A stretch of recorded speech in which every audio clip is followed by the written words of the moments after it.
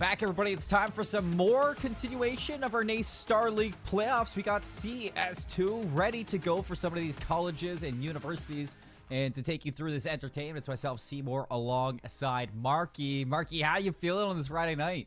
Oh, man, I'm feeling good and happy to be joining you, Seymour. But, oh, man, we're finally here at the playoffs. And personally, I could not be more excited to see K-State take on USF.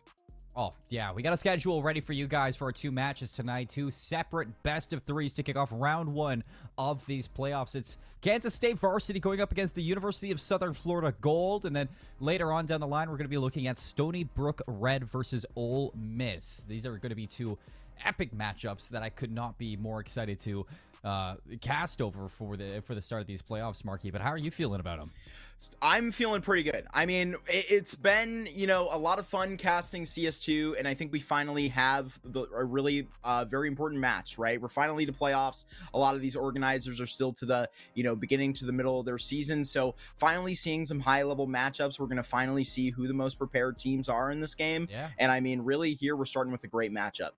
I mean, without Davenport being around, who's going to take the title, right? That's the big question here of the playoffs for NSL League. And I'm excited, too, to cut down, and see exactly who's going to be deserving of champions at the end of this run. Because with CS2 just beginning not too long ago, and these teams continuing to grow and learn this game as the cycle has come on, Marky, it has kind of all accumulated to this moment right now for NSL League. And as the collegiate scene, this is like the first kind of playoff stance that we get for CS2 when it comes down to college CS2. So it's going to be very excited. But let's talk about our first match of the day. Kansas State Varsity versus the University of South Florida Gold. Both of these two teams heading in towards the playoffs with a 3-2 standing.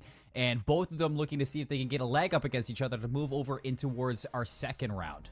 Yeah, so we're starting in the round of 12 here, right? We were just talking about a team like Davenport. They were a team that would have gotten that bye, right? But, in where we currently are, that's going to be the likes of MTU, right? Fisher, that's where they're sitting ready to play whoever they do next round. I believe there's two other teams waiting over there as well. But, in terms of round 12 matchups, this is going to be the one to watch. The 8 versus the 9 seed, I mean, it does not get more competitive than this.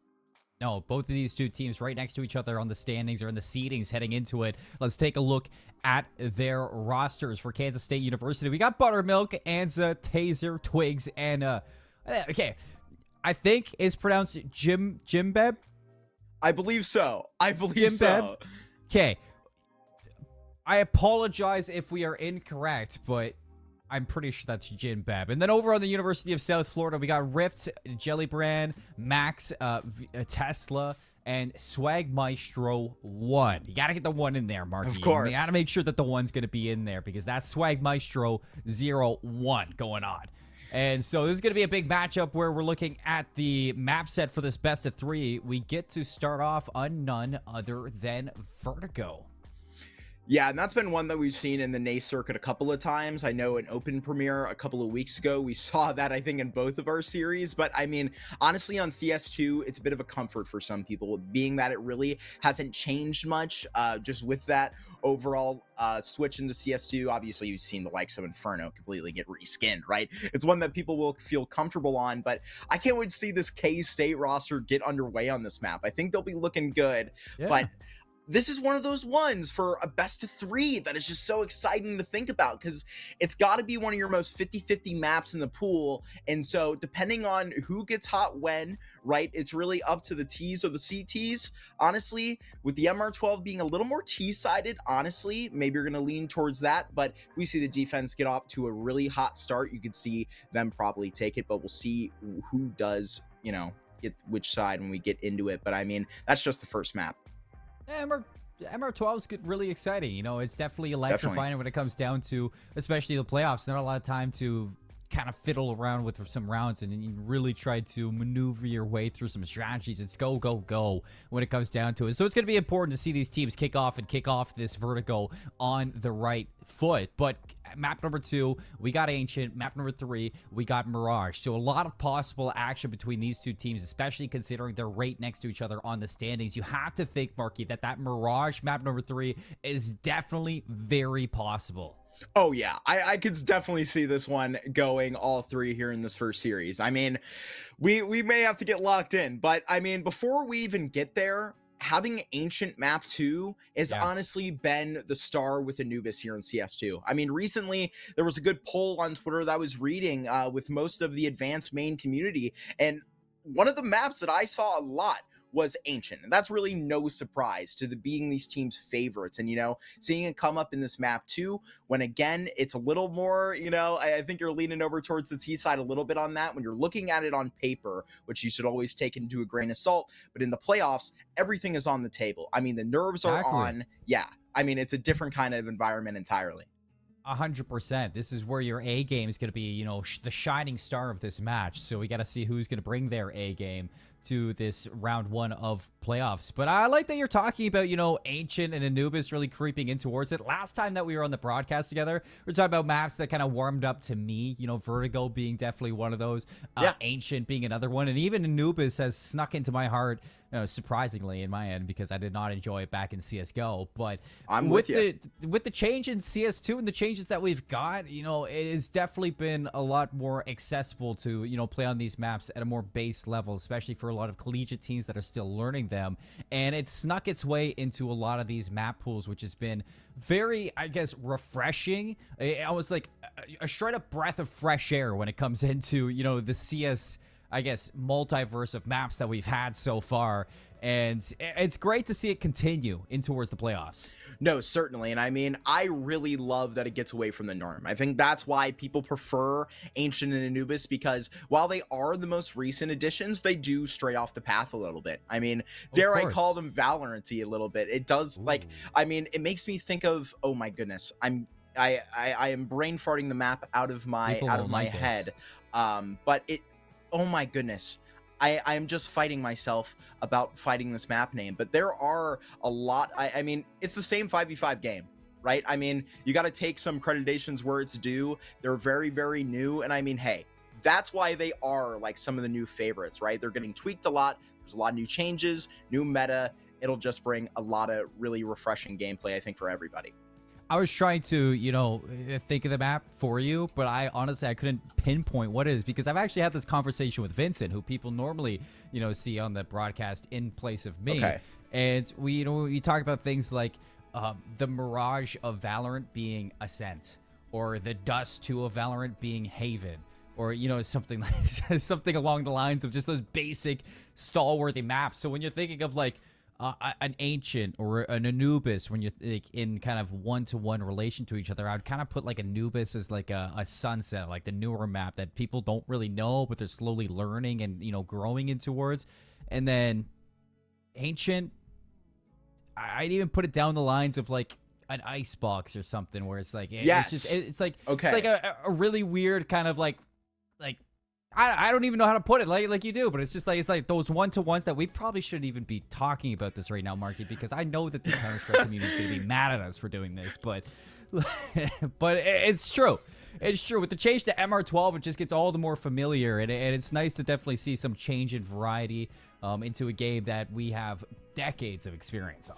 Certainly. And I did remember it was Split that I was talking about. I have little experience on Icebox, but I think that's even similarly so with just really having 3 long lanes of contact. Really, hey man, are we in a Call of Duty map all of a sudden? It sort of feels like that in a certain way, with just how we can really just gauge the distance. I mean, I think it does shake it up. And I mean, in Valorant, obviously, you're going to have different map mechanics just with some of the abilities. I know ropes are very popular in that. Maybe we could see a rope added to a CS map. That might be funny, but we'll see it.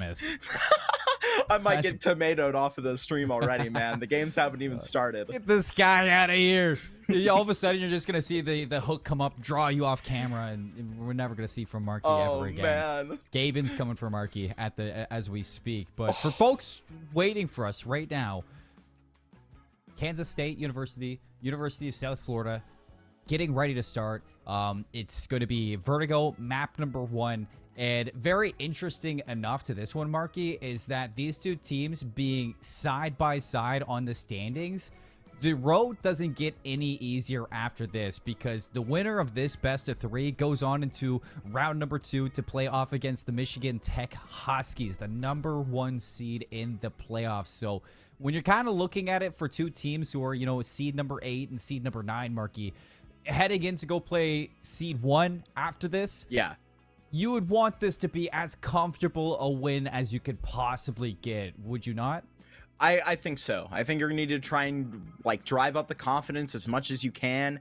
This is the marquee matchup. You're going into somebody that you feel is in the same situation as you, only 1 digit separates them, right? I mean, the 8 and 9 seed going into this, right? We can look at the series that we have after this is going to be Stony Brook and Ole Miss. Unfortunately, Ole Miss is the 12 going into the 5 right there. So there's a bit of a difference, right? And so there's going to be a difference of attitude. But in this one, you know, oh boy. I mean, I think both of these sides are going to be going at it, but comfortable as victory as you can, right? A 2-0 that may feel like a 3-map series is what we may get, but I think that's the result that either of these sides are gunning for. Oh, 100%. A 2-0 win across Ancient and Vertigo. We talked about you got to bring your A game to get there, and that's definitely how players are going to want to start this one off. I am just taking a look over to how these teams are faring up, getting ready to hop in towards the server. It does look like teams should be entering, and I see a couple ready, so it should be moments away, folks, for the NASTAR League playoffs. And, you know, while we're getting towards that, is there anything over the course of this season, Marky, you know, that you would like to highlight heading in towards these playoffs? Any, you know, dark horses that you feel might be able to come out and surprise us into the round 1, maybe round 2 matches? Yeah, man. So, I mean, when you look at the whole season, right, you got to look at the storybook. I mean, this is going to be one that we're going to talk about for years, right? This transition period between Go and CS2. I mean, you can look 10 years in the past. You can think about all the people that we're talking about. Really, I don't know, the battle between the communities of 1.6 and Source, right? How you brought it back together and Go. This is the next step. And I mean, I think for everybody, while it is exciting, it is an extreme triumph to overcome. I mean, while it is the same game, there is a whole lot that is different. Honestly, that attitude is good so you don't overwhelm yourself, but going into playoffs here, you've had plenty of these 5v5 Counter-Strike games. Take it as you would any other time, right? Playoffs is going to be the most fun game you play, right? I mean, enjoy it. You've worked so hard for it. You're here. Now, this is what you've, you know, come all the way forward. And I mean, really, when you look at it, I mean, I would certainly highlight a couple of these teams that have came on strong in the end of the season. Obviously, you know, we were kind of joking earlier. There's no Davenport, right? And there hasn't been for a little bit now. So, I mean, look to MTU. You know, they're kind of living, you know, figuratively in that shadow in Michigan for a little while. And I mean, now they are shining brighter than ever, right? But then you look at Fisher. I mean, we got a couple friends over there, but I mean, you know, we enjoy them for different reasons. I mean, these guys light it up in the server. And I mean, take the likes of Tadham over there. I know they've had a couple of European signings in the last couple of weeks too, to my knowledge. And I mean, you know, the collegiate space with CS2, it just looks to be growing. And I think that's what really I would focus on with the release of this game going into the playoffs. And we can sort of celebrate it here with a nice couple of games here in the next week. Yeah, it's definitely going to be a turning point for a lot of these colleges. It's going to be a turning point for the storylines to come for CS2. And as we grow, it's going to be exciting to see how everything unravels right in before our eyes. But folks, getting into this Vertigo, it seems like we're having some troubles with a couple of these players. So we are going to take a quick little break off screen. And when we come back, wrangle all these players up. We'll be ready with map 1. We'll see you on the other side with some more NASTAR League playoffs. Round them up.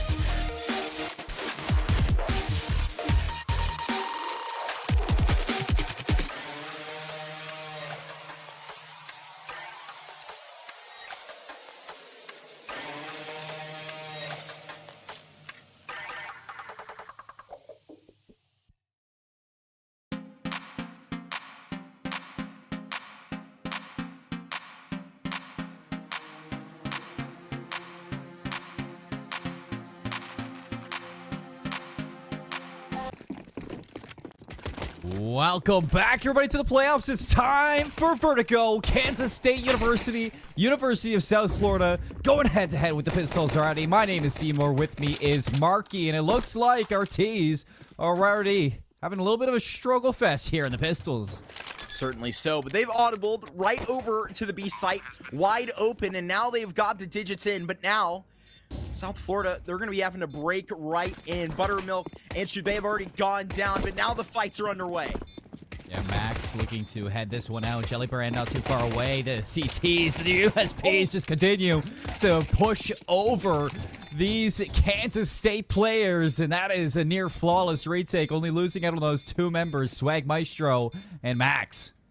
Wow. Oh, wow. And that is how they will get that pistol round on the board. And this is sort of what we were talking about in the pregame, you know, coming out on this Vertigo map. I mean, you know, I was talking about it like it was sort of a 50-50 in this MR12. I feel like whatever side was favored in CSGO will be turned up a little bit as the meta is becoming, you know, more and more defined every day. We're still catching up, and I believe we're going to be seeing a little bit of a pause so we can chat for a moment. But if the CTs, I mean, I was recently listening to Rops. I know that there are a lot of professional players with opinions about this change. And I mean, there are just comments to where how impactful these pistol rounds can really be detrimental to the next even 4 or 5 rounds after it. Hey, man, it's the meta. Maybe just deal with it, but maybe a point to change going forward. Yeah, it's definitely, you know, something.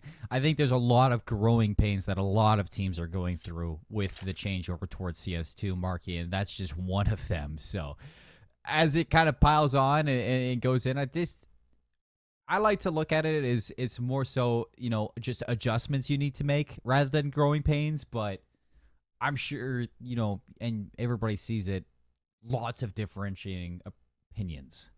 Certainly so. And I mean, it's just been such a point of contention. I know that it's a big deal coming over for some, but some of the old heads are coming out of the crux here as CS2 is coming out, and they're going, hey guys, did you remember the days of 1.6 in Source? We used to run it on MR12, but obviously, God, I think back then the rounds were nearly 3 minutes long. You had to buy your ammo back in the day. Who knows? You know, times have changed, right? There's still 2-minute time periods. I mean, we do live in the age of the other FPS, you know, that we were just talking about. We'll kind of be funny with it now. But, you know, popularizing that meta of the MR12 was something that a lot of organizers even considered during Counter-Strike Go. I believe there were a couple pug services that tried it out for a couple of fun weekends. Like, we'll see what the community thinks about it, maybe retry. But unfortunately, it looks like we're going to be out of a pause and without a player for Kansas State, though I am mistaken. Yeah, Gloink, unfortunately, it doesn't seem to be having too much, you know, comfort when it comes down to staying inside of the server. But I like where your head's at, you know, talking about how, you know, some old players coming out of the woodworks, like, oh, back in my day for, you know, 1.6. And you see a lot of new players, too, saying, you know what, with these changes to CS2, this might be our time to shine and really, you know, kind of take hold of what are these quick adjustments we need to make and really showcase why we are, you know, close to the top or either at the top. And I see a lot of newer players or, like, you know, climbing players, you know, interviewed talking about how, you know, these changes to CS2 actually could be more beneficial to us rather than playing back on CSGO. So it's cool how many different players just have so many different opinions of this game, and, you know, how some see it as a blessing, some see it as a curse, and only time will tell what it truly is. But so far, it's fun, and it's new, and it's shiny, Marky, and I like shiny things. Oh, it's very shiny. I mean, even look at Vertigo, right? This is a map that was elevated. Just look at the shadows. Oh, I can talk about it all day, but there you go. That's one of the more important changes, right? The smokes. You're going to be able to have these fights at the beginning of rounds changed permanently. I believe we might have just saw Jellybrand tab out. Unfortunate. Get to a safe space, but really just pushed up onto it. Could he be waiting for a flash? Something's going on there. Not back. Unfortunate for Jellybrand. We are definitely scrambling all over for some of these, but Tesla's going to pull things back for South Florida. 2 quick kills back over towards B, and that completely brings Kansas State to a halt. I'm trying to look and see They do have bombs still, and it seems like that bomb's heading up the ramp. One player lagging behind. Rift is going to be here, first point of contact, and swings out for a little bit of damage. Eyes focused over towards the alleyway, but Rift has to make sure that ramp's taken care of, and swings out for the one. Second one not locked down. 1v2 for Tesla. And already had that impact on the other side. You got to be holding this gap, and there you punish down. Kansas State ties us up with that one round, and that's very, very nice. I mean, now that is the curse broken, right? You have to not only on the defense win the pistol, but get the follow-up, and there you go. I mean, a wise man once said in your MM match after you lost the pistol round that this is actually the better scenario, and honestly, in MR12, it might as well be.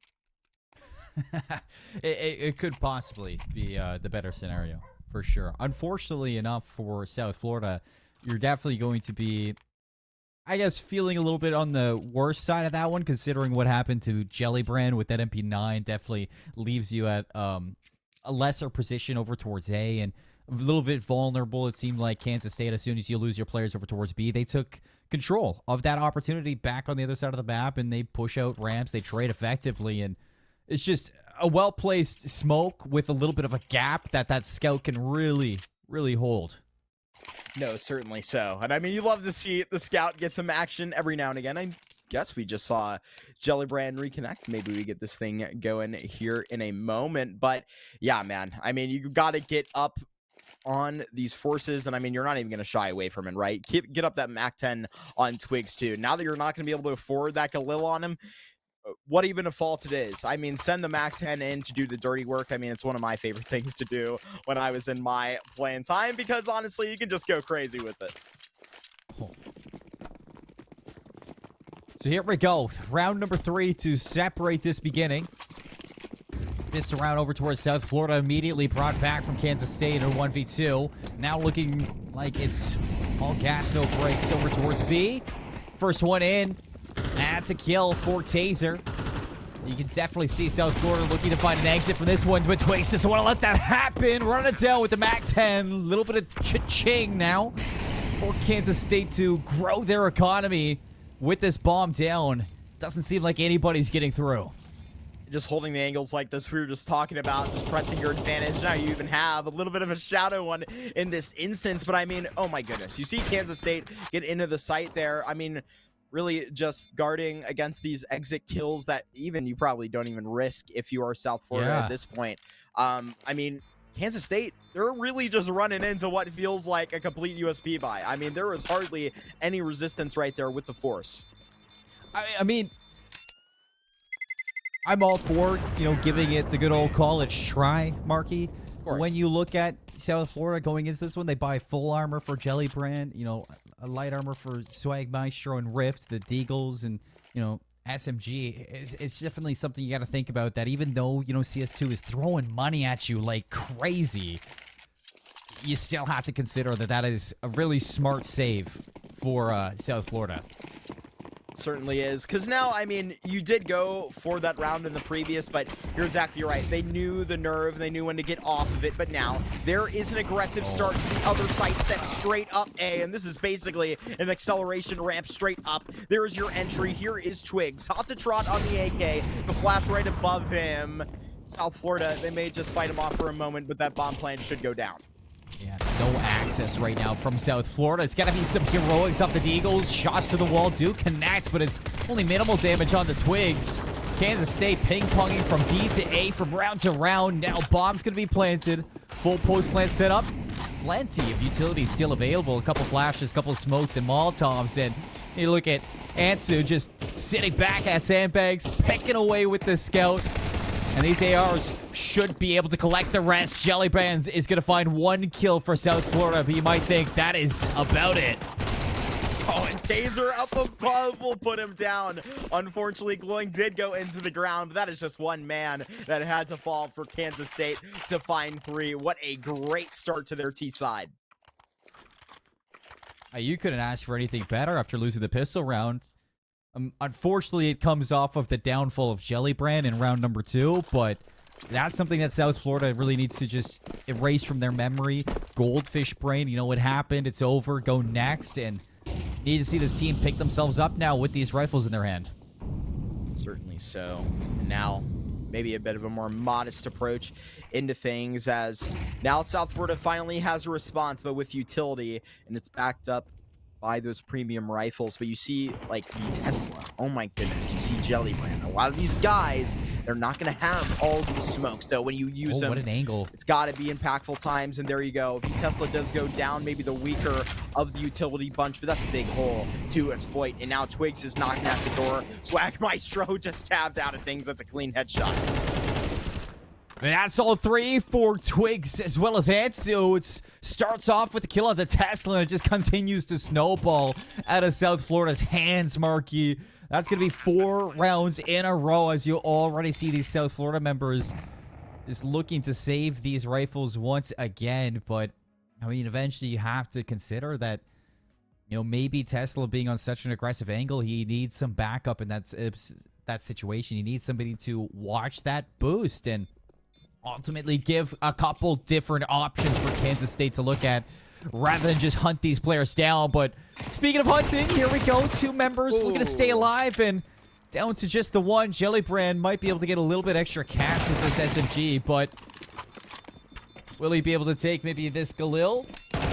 Bomb's gonna explode. 3 members swing. A lot of damage done, and Ansu even dies to the bomb. That might be a Kansas State round, but that is huge damage coming out from Jellybrand.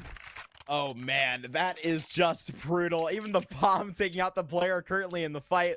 I mean, it is what it is, but that's a lot of good damage, maybe even some confidence back into South Florida's side.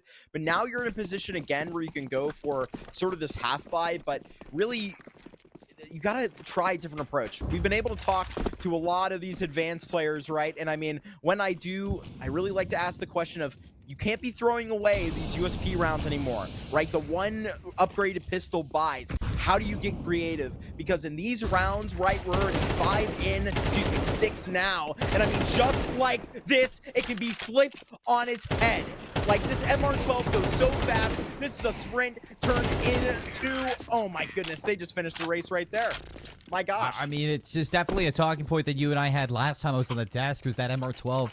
It's less of a chess match like CSGO was, and it's more like a game of checkers where you're just jumping over each other. But right now, it seems like Kansas State have already queened one of their members in the board, and they're just jumping all the way back, collecting everybody on South Florida. So this is not the start that you wanted for the University of South Florida, and they need to start figuring out how to combat this aggressive play that Kansas State University has. But on a map like Vertigo, it gets a little bit harder, you know, where to place that 3rd member, or that 5th member, sorry, on either side. And it just doesn't seem like, even when they do make the right call, it doesn't seem like they're able to win out on those individual fights. They're losing so many gunfights that, you know, lead to Kansas State getting that bomb down, that you just need to start seeing enough members. And I hate being, you know, a caster and saying, you know, you just need to start seeing members get these kills, but some of these gunfights need to be won by South Florida, and Kansas State are kind of getting away with murder.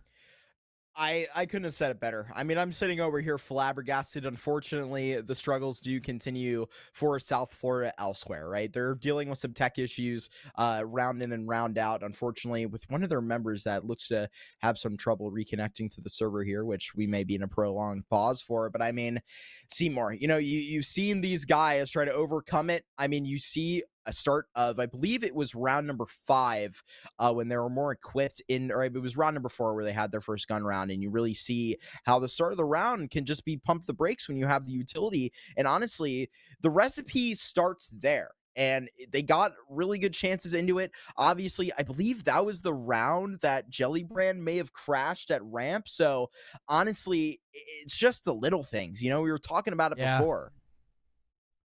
No, it for sure is a little bit frustrating having to deal with some, I guess, uncontrollable issues on your side. If it is, you know, South Florida having some connection issues towards this game, and how they're going to adapt to that is something, you know, to be considered for a lot of people watching this and waiting for South Florida to make their next move. But at the same time, I mean, you have to really, you know, commend Kansas State for the ability to take these sites so efficiently, so effectively, one by one. I mean, their entry players are just not losing any gunfights, and even on top of that, you're going to bring the big stick out if you're Ansu. You got the op on the board, too. Just looking to see if you can spearhead some of these attacks and, force open an opportunity.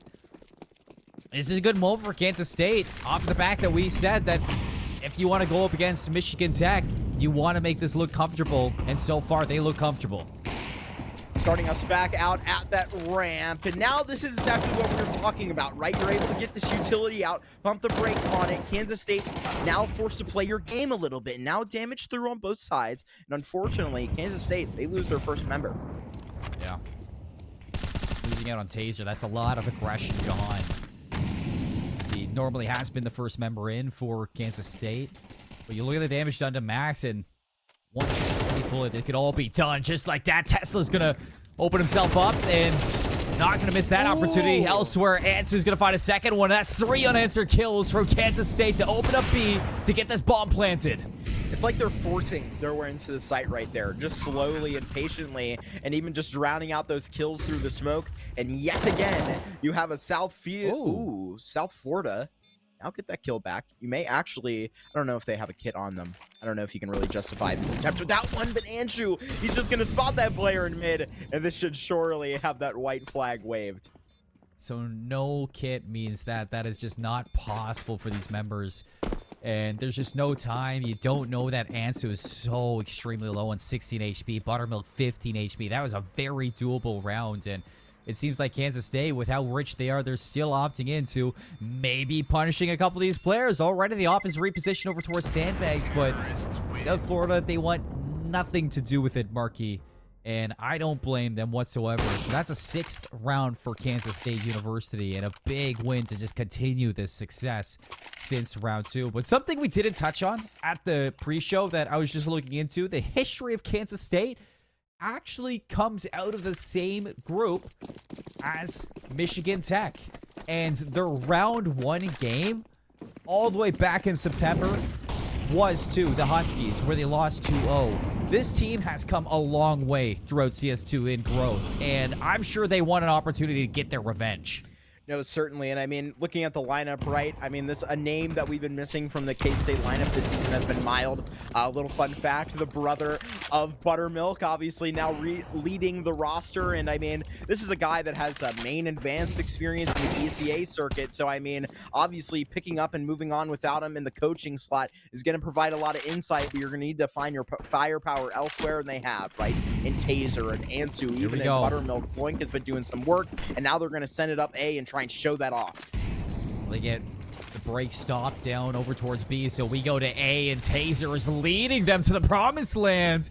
Nice shot there from the AWP from Ansu, and Shelly Brand's not going to be able to look in on this opportunity. That's going to be 7 rounds for Kansas State, bullying their way through Vertigo. My goodness, that's the right word I would use for it. 4 rounds left in this half, and now, I mean, again, you got to try and get creative with this little money. At a certain point, you've got to try and answer the test, because if you get into that territory of that 10-1, you're getting really close to that 12-1, which is even closer to that 13. I mean, it's a really slippery slope. It can just go so quick.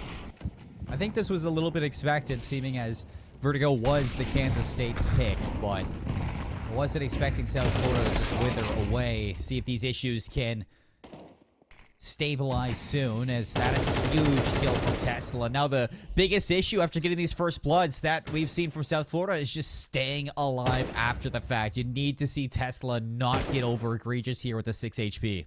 It's hard to feel confident when you're down by 6 rounds. And I mean, at a certain point, you have that one player over at B. Go fight him. They're not confident enough, because you have one lead. You don't want to give it up. But now you've got to sort of stand up with this lead. Maybe put it further through, though their assets are not very flexible. But there you stay patient, rift on the angle, and there you go. 2-man advantage. This could be your chance to stem the bleeding, aim for a 7-5 half if you're South Florida, and completely shift the tides of momentum. But you need to be cautious on what to do, because Kansas State, as we said, they've been known to turn that dial up to 10 right away. And here we go. Buttermilk finds that AWP player. Rift is knocked down. This bomb has some safe passage in. No way. Buttermilk is going absolutely nuclear. Going ham. 2 clean entries, but then punished just like that. Poetic through the smoke is how he took out his first 2 targets, but now Swagmaster is going to have to do more than that. Up on headshot with the op. I don't know if I see any kits on these players, so moving fast is the focus. There's that smoke out on the bomb. Now things really get serious. Yes, they do. All the way up top. Swagmaster removed from that throne, but Max a quick trade. Twigs has yet to be seen, and now in a 1v1. Smokes down to the bomb. The spam is going to land with 6 HP. Tesla just couldn't stick it out. And Kansas State continue to grow this lead, now up by 7. And there you go. That was your chance for that burst of confidence. I mean, you were talking about it yourself, right? Getting up into that 7-5, it's a possibility. But, oh, man. I mean, there was your one opportunity to sort of get back with these last couple of rounds. You have this pistol round here. These are very winnable, but yet we haven't really seen them get creative in these rounds. It's really just been trying to land these kills like this. Just haven't worked. With these 5-7s, now you can answer back. You got to get creative. Play around these smokes. Now in this 4v4, maybe we can see them continue it. Gloik has just been a menace now in the back half of this half. It's a lot of halves. 9 kills, 6 deaths. Twigs right alongside that with 11 kills, 6 deaths. Some serious firepower being showcased from Kansas State on their map pick, and it doesn't seem like they're ready to stop with Swagmaster picking up an AK. I never want to count a round out just yet, but is going to have to step it up in many different ways as this A site is completely wide open. It seems like we might be seeing a little bit of a flank. That would have to be the chance. I like it coming out now, but it's going to have to be controlled. You're really going to have to find quite a timing here. This is just might be expected. There's your first player seen. Oh, the cat's out of the bag, and it might be in for a 3K spray. Only 2 today, and Swagmaster, he's just going to run away. Yeah, running away. Nothing to do with this round. Light armor to carry over. The AK to continue on this one. 9 rounds guaranteed for Kansas State, and a monumental lead as they're swapping over towards the CT side. This is just a hole that just keeps growing, and I don't know if there's a rope long enough to get yourself out of it. Certainly not. Getting over this AK is the start of something. You're going to be able to bring over a very nice addition to this next buy. Try and get it into this 9-3. Oh boy. I mean, it's going to be a long road from here. But, I mean, at a certain point, you've got to just dig deep, get that resiliency. This is the playoffs. You have got to try all that you can. It's a long series. You can't exactly roll over die into map 1. If you can win out this half, it starts like that, because then you put yourself on the T side, and that opening kill is a great start. But we've seen them have opening kills so many times, and it has not transitioned into a round win. South Florida, they need to grab hold of this. They need to, hold the reins of this round and not give it up. It is their map life kind of on the line for rounds like these. The ability to clutch up. Push comes to shove, but one member is still alive that can completely change that, and that's Buttermilk, who's already brought things back. Twigs might have just slipped the line. You have 1 kill on a Max. Gets the advantage. Swag Maestro through mid, keeping this one even, but does he know there's a second one? He does not. Taser is going to momentarily make this a 2 versus 3, but Tesla holds the line at B, and that brings us back to A. Huge find on Twigs. I mean, this is a guy that is the biggest thorn in the side of any B player that is going to be challenged on Vertigo. If K-State are to play this throughout playoffs, this is looking like a good win. But my goodness, they finally stop him in his tracks into the 2v2. You have a really, really good opportunity this one with a kit and a molly. I would really like to see them give a really good chance. The hard part is getting through this utility. 2 flashes and an HE. Plenty enough to combo against each other and work your way into some comfortable gunfights. But they're going to go right through the flash out. Taser's not able to lock it down. And Jelly Brand alongside Tesla. They deliver a second round for South Florida after so long. and a much needed round to keep their hopes alive. No, certainly. And I mean, they don't complicate it, right? These guys know how to play CS. That's why they're in the playoffs. And I mean, really, you don't got to complicate it. Double swing with the flash. Pick up the 2 remaining members. Get that bomb defuse. Second round on the board. And it's going to be very nice to try and end this half. Go for this third right here.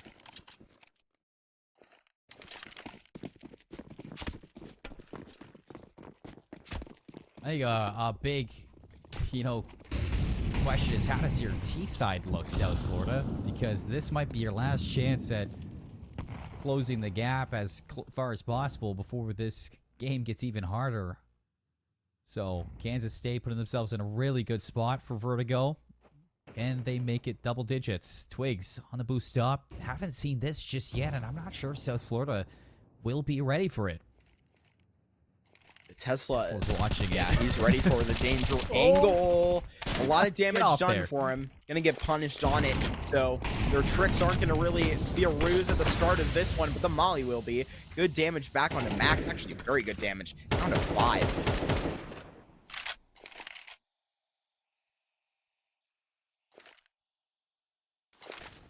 So you look at Twigs, the damage that he took through the wall. You look at Max, and you think, Spam was a little bit better than the next, so Max has to literally live life on the edge at B. But take a look at this. Big green over towards A. Anybody home? Hello? Who's searching?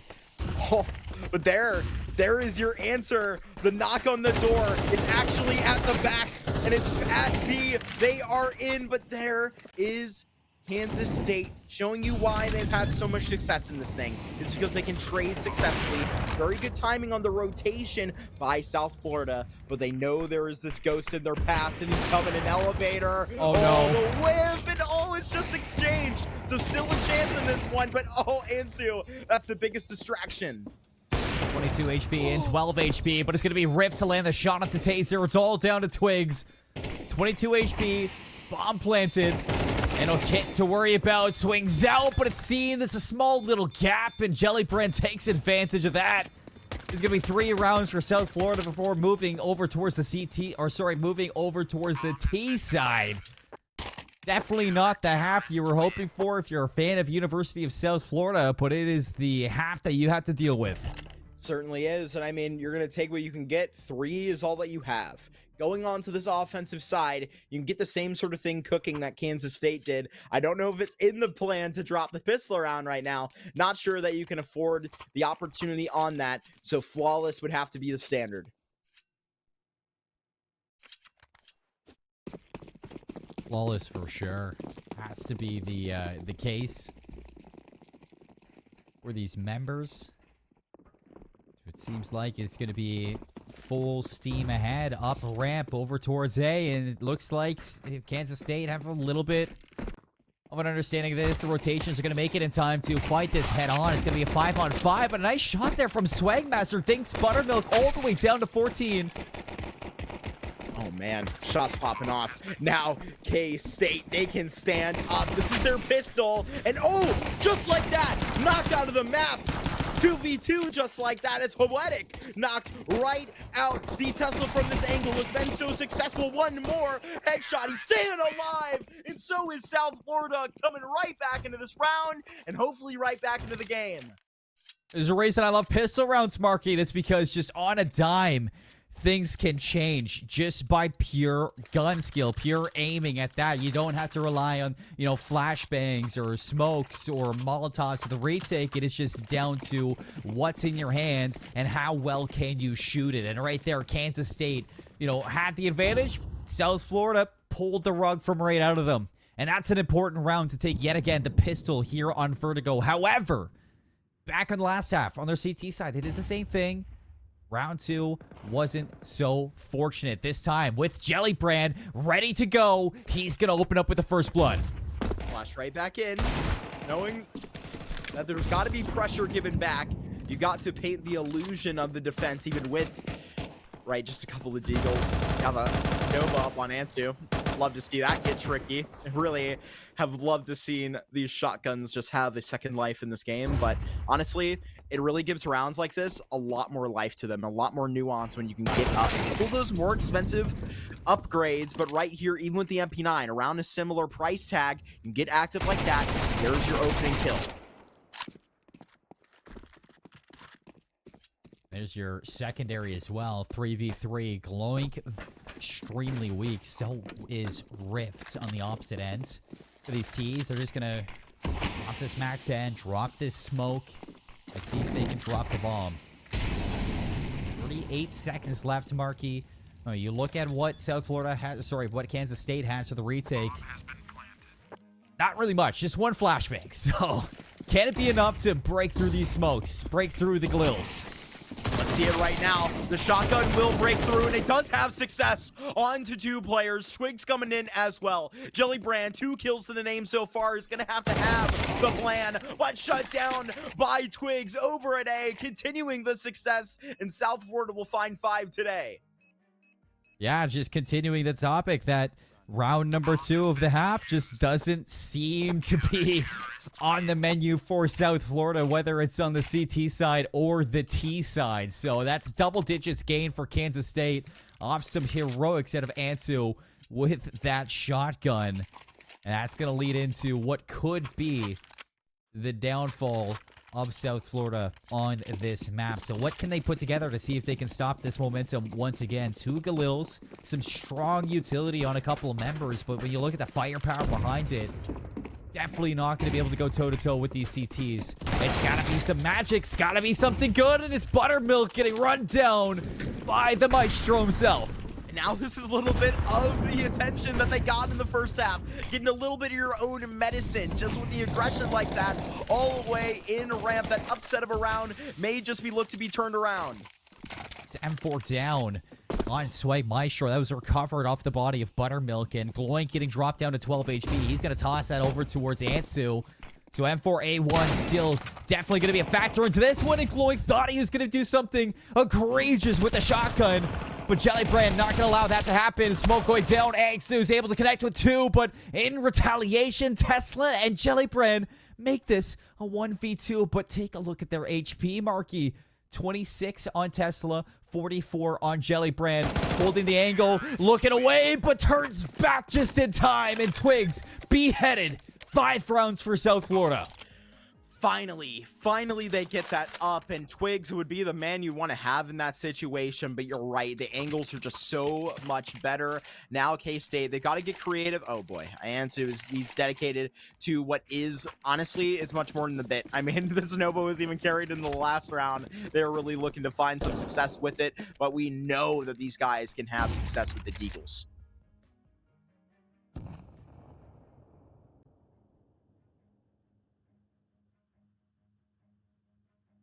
That is a nice wall, Ansu, I will say. However, aggression through mid. Max definitely would hope to get that one back, but Gloink's going to be able to live to tell the tale with only 69 HP after it. Slow and steady up towards ramp. This is actually a really good call. There is going to be a quick rotation out of Gloink through mid, but only 2 members here to worry about, and a lot of space being given by these CT players. Lots of space, and Ansu with that shotgun over really on the only part of the map other than A without the utility. You can try to press that advantage, but you don't have any nades. Rotations. This is what you let through. I mean, you can stack all the chips on this site, but oh my goodness, there's the opener you need, and now one opening can really just send things into a hectic spiral. Bomb going down. Smokes holding these 2 apart, and Kansas State is spring-loaded, ready to explode on the side, but through the smokes, a couple of shots going to land, and Ansu's going to keep this one in an advantage. 4v3. Rifles have not been recovered. Still, the Deagles are the ones that you have to worry about. It doesn't seem like Max worried one bit. Nice shots there on the Twigs. 2v3. All the way up top, Ansu around the corner, gets a second one. 1v1, it's down to Tesla. And that's a 6th round for South Florida. It gets so close, but you need those clutch moments to go your way. And this time for South Florida, it's a win. They've got that 3 in this half, but my goodness, is that one taxing? I mean, you're gonna try and get up as much as you can in this, but you're gonna need some drops. You're gonna need some people to get desperate, stretch that money, because K-State, they really went to bat in that one. They made things expensive for you at least.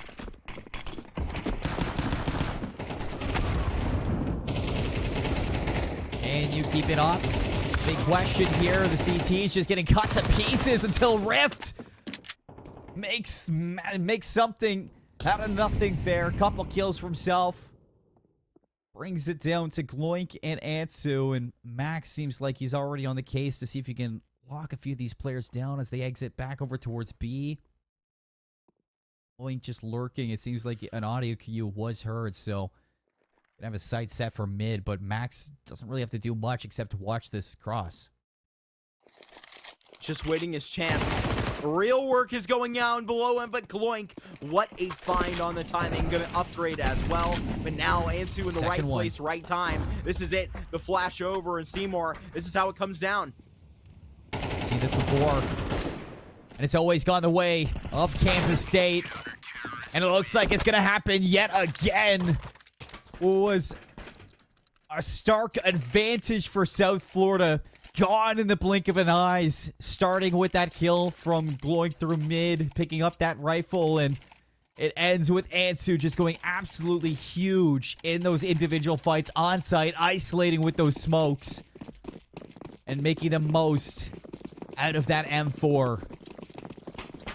They're going to be bringing the pace right here again. You have to with these Tech 9s. I mean, you might as well sign Vertigo over to K-State if this one doesn't go well for you. But there you go. Press the advantage again. You had a lot of success with it before. 2 opening kills off the upgrade onto the AK. Now Taser is going to have to get back. Oh my goodness, 2 through the smoke. Chase right down. But even the trades through it. 30 seconds into the round. 2v2. Bomb planted. 2v2. Tesla's got an M4.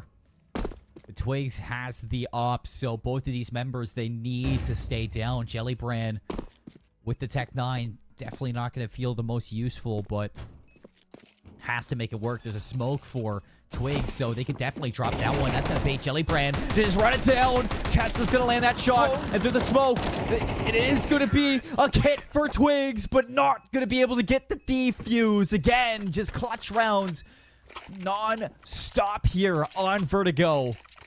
I don't think my heart can take it. Oh, this is grit. This is digging deep right now. If you are South Florida, when things get hot, these guys do not fare in any sort of way. Down there in the South, of course they do. But right now, Seymour, they have life. I was just saying, if they do lose out on that round and Vertigo slips, these guys have what it takes in the rest of this series. But right now, they have what it takes to win map number 1.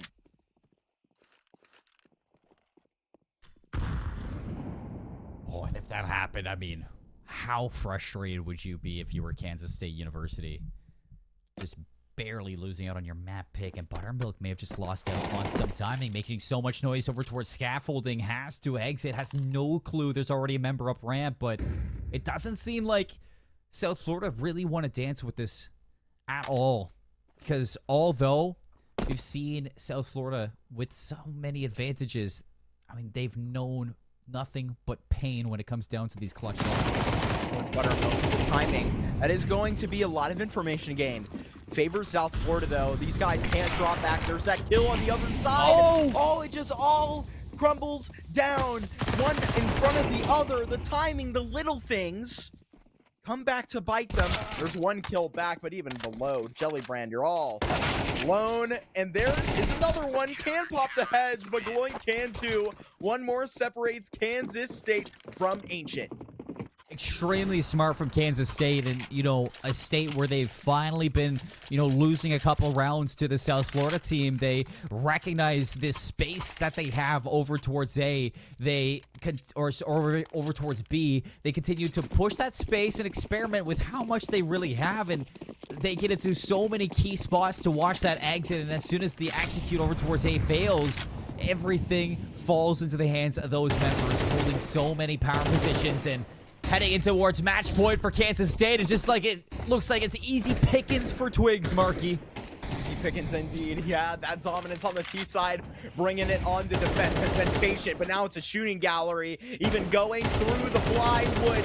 Jellybrand from afar, struggled before, but now has to handle himself in round number 20. But is it too late? All the CTs rotated over, and they are just chasing you down, putting you in the ground. There's Twigs. Who else to finish off Vertigo? 1-0 lead in this best of one for K-State.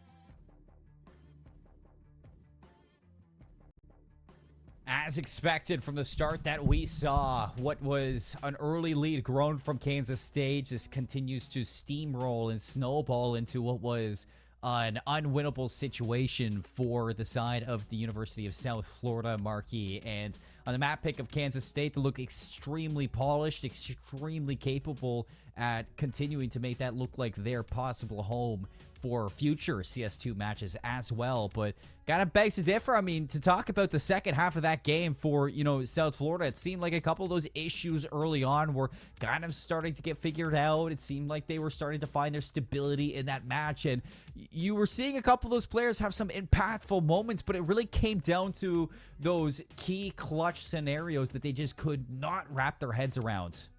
No, certainly. I mean, maybe it just takes some teams to wake up, right? It takes them a couple of rounds, maybe not that many, but I mean, Buttermilk and Co. really showed how impressive they are really just in one map. I mean, if you're encapsulate this season and really where these guys stand making playoffs with these changes in season one, I mean, season one of this new roster, right? It's been very, very impressive. What a dominant start. You see the hiccups. I mean, there's always going to be it. And I mean, oh man, you saw the fire raging within USF. You really can look forward to the rest of this series smiling, because we may have one that go all the way. You're going into their map pick next on Ancient. I mean, if K-State are to bring the same fire that they had on the T side, it could go differently. But I mean, I like their odds on map number 2, their map choice. Yeah, their map choice is going to have to be Ancient for South Florida if they want a chance at seeing Michigan Tech in round number 2 of these playoffs, or they can say goodbye to that. And Kansas State, I'm definitely thinking that they want their revenge marquee. Well, everything's going to have to be decided up next on Ancient, folks. Before that, a quick little break. And when we come back, the continuation here of this best of 3. We'll see you soon with some more CS2.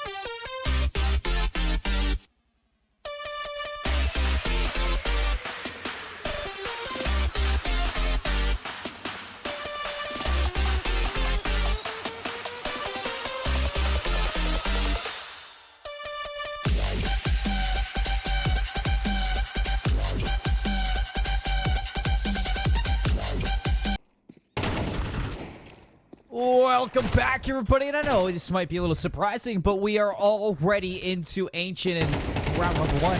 It's already done. And off of the win from Vertigo, it seems like University of South Florida just continue. Or sorry, off the loss in Vertigo, it doesn't seem like that has stopped South Florida from winning these pistol rounds, Marky. No, certainly, I think it has motivated them. Now I think the beast has been enraged. You see it here. 1-0 already up on the board. Ancient pistol rounds can be very, very intense, but now we're into another one. Only a two-man disadvantage. Sort of break right back in here if you are K-State, but now the timing is, you've gotten behind him. Twigs, what is that? Craziness on the site, but South Florida having some fun with it. Jellybrand finds him in the end. What an electric round number 2. And they've finally done it. University of South Florida has finally followed up with their pistol round after losing that second round twice on Vertigo. Ancient, their map pick seems to be going a little bit better for Kansas State, who forced up into the last round. It seems like it's only going to be down to an HE and a couple of upgraded pistols for themselves. The Deagle, you know, P2K and USP for Buttermilk. And you know what, Marky? What? I still wouldn't count them out. I wouldn't either. But now you get in. I mean, you look at where the chips are set. I do really like this donut position with the likes of Goink. You can keep these guys in. Taser may be susceptible to some sort of timing here, but you could lay him down in your trap. It just comes down to that all-forsaken timing.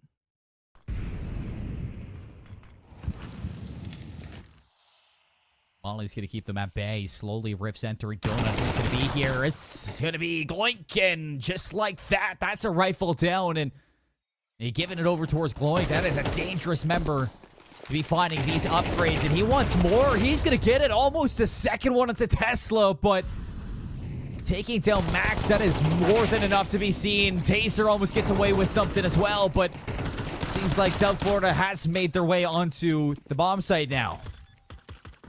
3v3 for it. Twigs still in the back lines with the most HP, but you're holding it. You're doing your due diligence. Oh, Jellybrand almost caught with the volley in hand. Now would have to get off a couple of slick headshots. Spotted out, but maybe this is what he wants. Just peek him and he'll do the rest. There is the kill on it, but a very nice trade. Bullseye on the Twigs, and Flawless so far under their own map choice. 3 rounds on the bounce for University of South Florida. Confidence starting to gain, and a little bit of a weight lifted off their shoulders of some misfortunes back on Vertigo. And through that, I'm sure, you know, within the break, it wasn't a lot of, you know, time to sit down and talk amongst each other. But it seems like how quickly we got into the second match goes to show that they don't mind that Vertigo didn't go their way. They are confident with this going all the way to Mirage. And it seems like they are ready to try to get that one done. Twigs is going to get tagged down to 21 from that AWP. Mansu just walking on a tightrope. Back into Cheetah. Gets her to Max. Right now, response actually happening in middle, but will just be posted by the defense for another kill. Luckily, Swagmaster does get back one. But South Florida, they're now out of the beginning of this round unsuccessfully with really, they're out 2 players, but more importantly, they're out a lot of map control.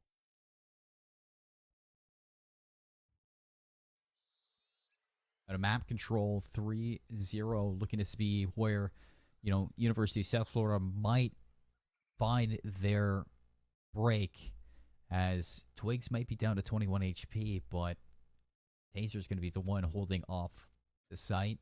Oh, no. It seems like they're walking into, and Ansu might be getting all the timing in the world going his way. Peeks out, finds Rift looking the wrong way. That's AWP down, and South Florida only remaining with 2 players. Jellybrand's got to be the entry over towards the site. Taser's going to be there. That might be a lifeline thrown, but Twigs immediately denies it. Has to be careful not to lose his life, and Donut is already back under control for the A. It's got to be Swag Maestro writing a symphony of success, but instead it's going to be a round on the board for Kansas State. Wow, oh wow. There's finally your response. You even see the bank accounts starting to get built back up. K-State with an early response. This is going to be good to try and give a level head to those of South Florida, right? I mean, once you can get going, obviously you've just got to not get it too ahead of yourself, right? You're 3-0. It's easy to look forward and try and stack these rounds really quickly, but just like that, you can have that response. Now this is going to be an interesting one from K-State coming out, including the auto shotgun. S2 is not done with the shotties yet. Nade out. Ansu on a little bit of scrutiny. He just has to play it safe. Dancing around each other in the mid. It's success for Gloink non-stop. Twigs alongside him. Does get cut down. It's a 1-for-1 trade, but look at the damage done to Max. I mean, Ansu can completely take advantage of this with the XM.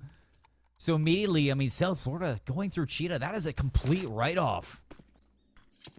Certainly is.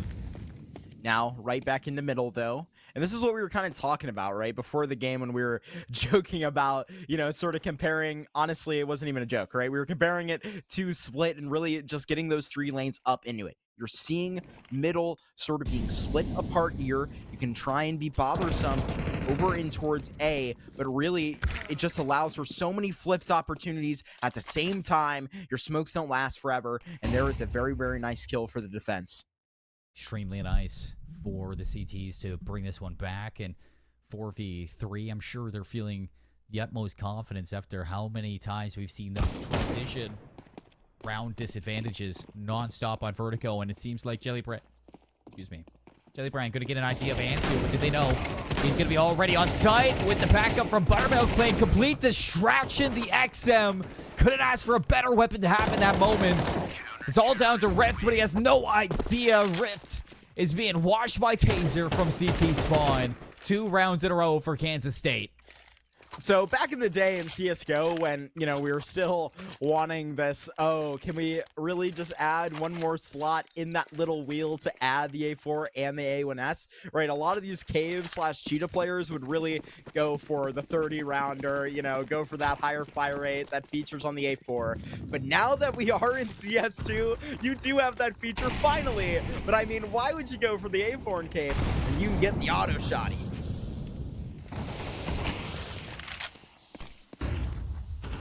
Flash out from Ansu right away. Smoke is gonna have a little bit of gap. Nice shots there from Max, and overwhelming pressure onto Buttermilk, but still manages to walk away with a kill. And off that, 2 members down from South Florida. So a 1-for-2 trade, nothing too threatening for Kansas State, but they should know rifles recovered. And South Florida should know that Ansu is still lurking over towards Cave. That's some nice damage, down to 20, but no kill. Bomb being planted.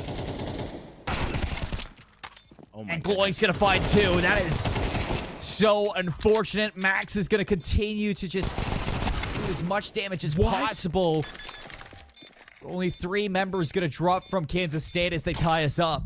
That was a ridiculous amount of damage done by the P250 right there. If you're not measuring, we are on the desk. That was crazy. Just with the drive-by, doesn't get the round, but definitely gets a little bit of style points for that. Very nice bomb plant altogether. K-State will get their 3rd, but you'll get a little bit of money in return. Get that buy up right now.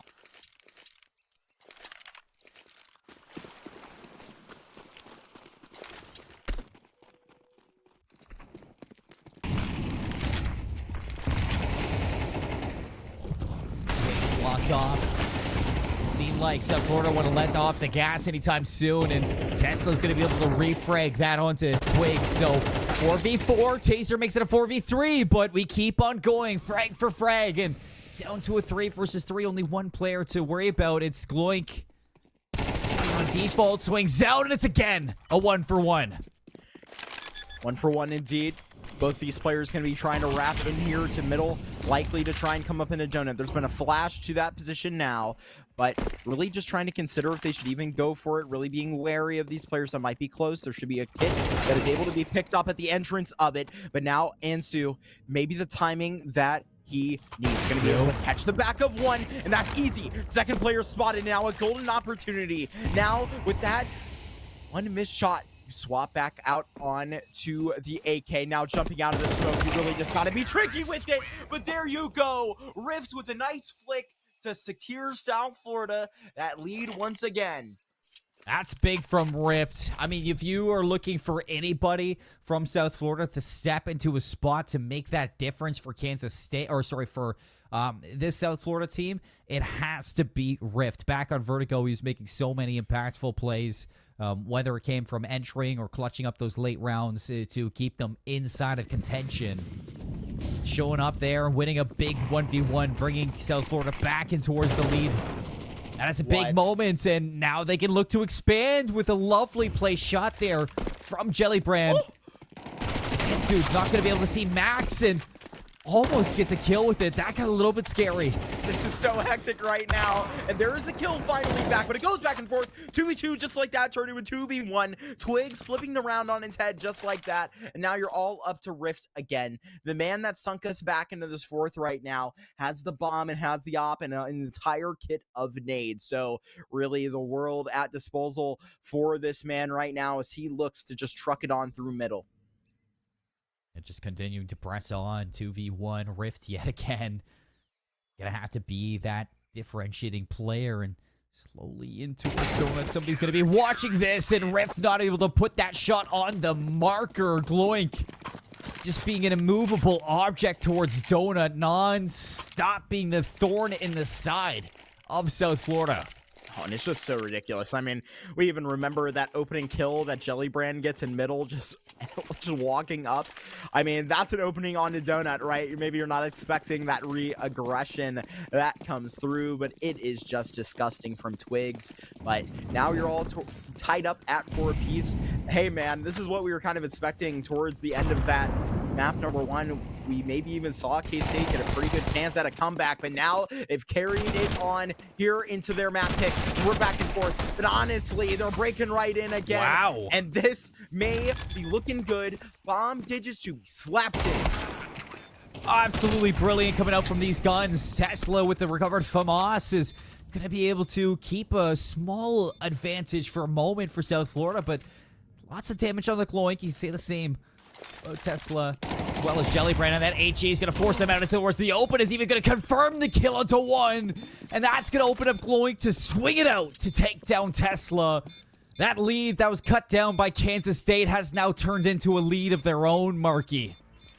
Oh my goodness. You know, you sort of see through all the renditions of the game, little parts of the utility get changed with into CS2. It only costs $300 still, but the HE is priceless, and a properly placed one like that can just do it all. My goodness. I mean, the trade tries to come through by the teammates right there lined up for it, trying to fight that 2-on-1. They're doing everything correctly, but just like that, South Florida, they let it slip.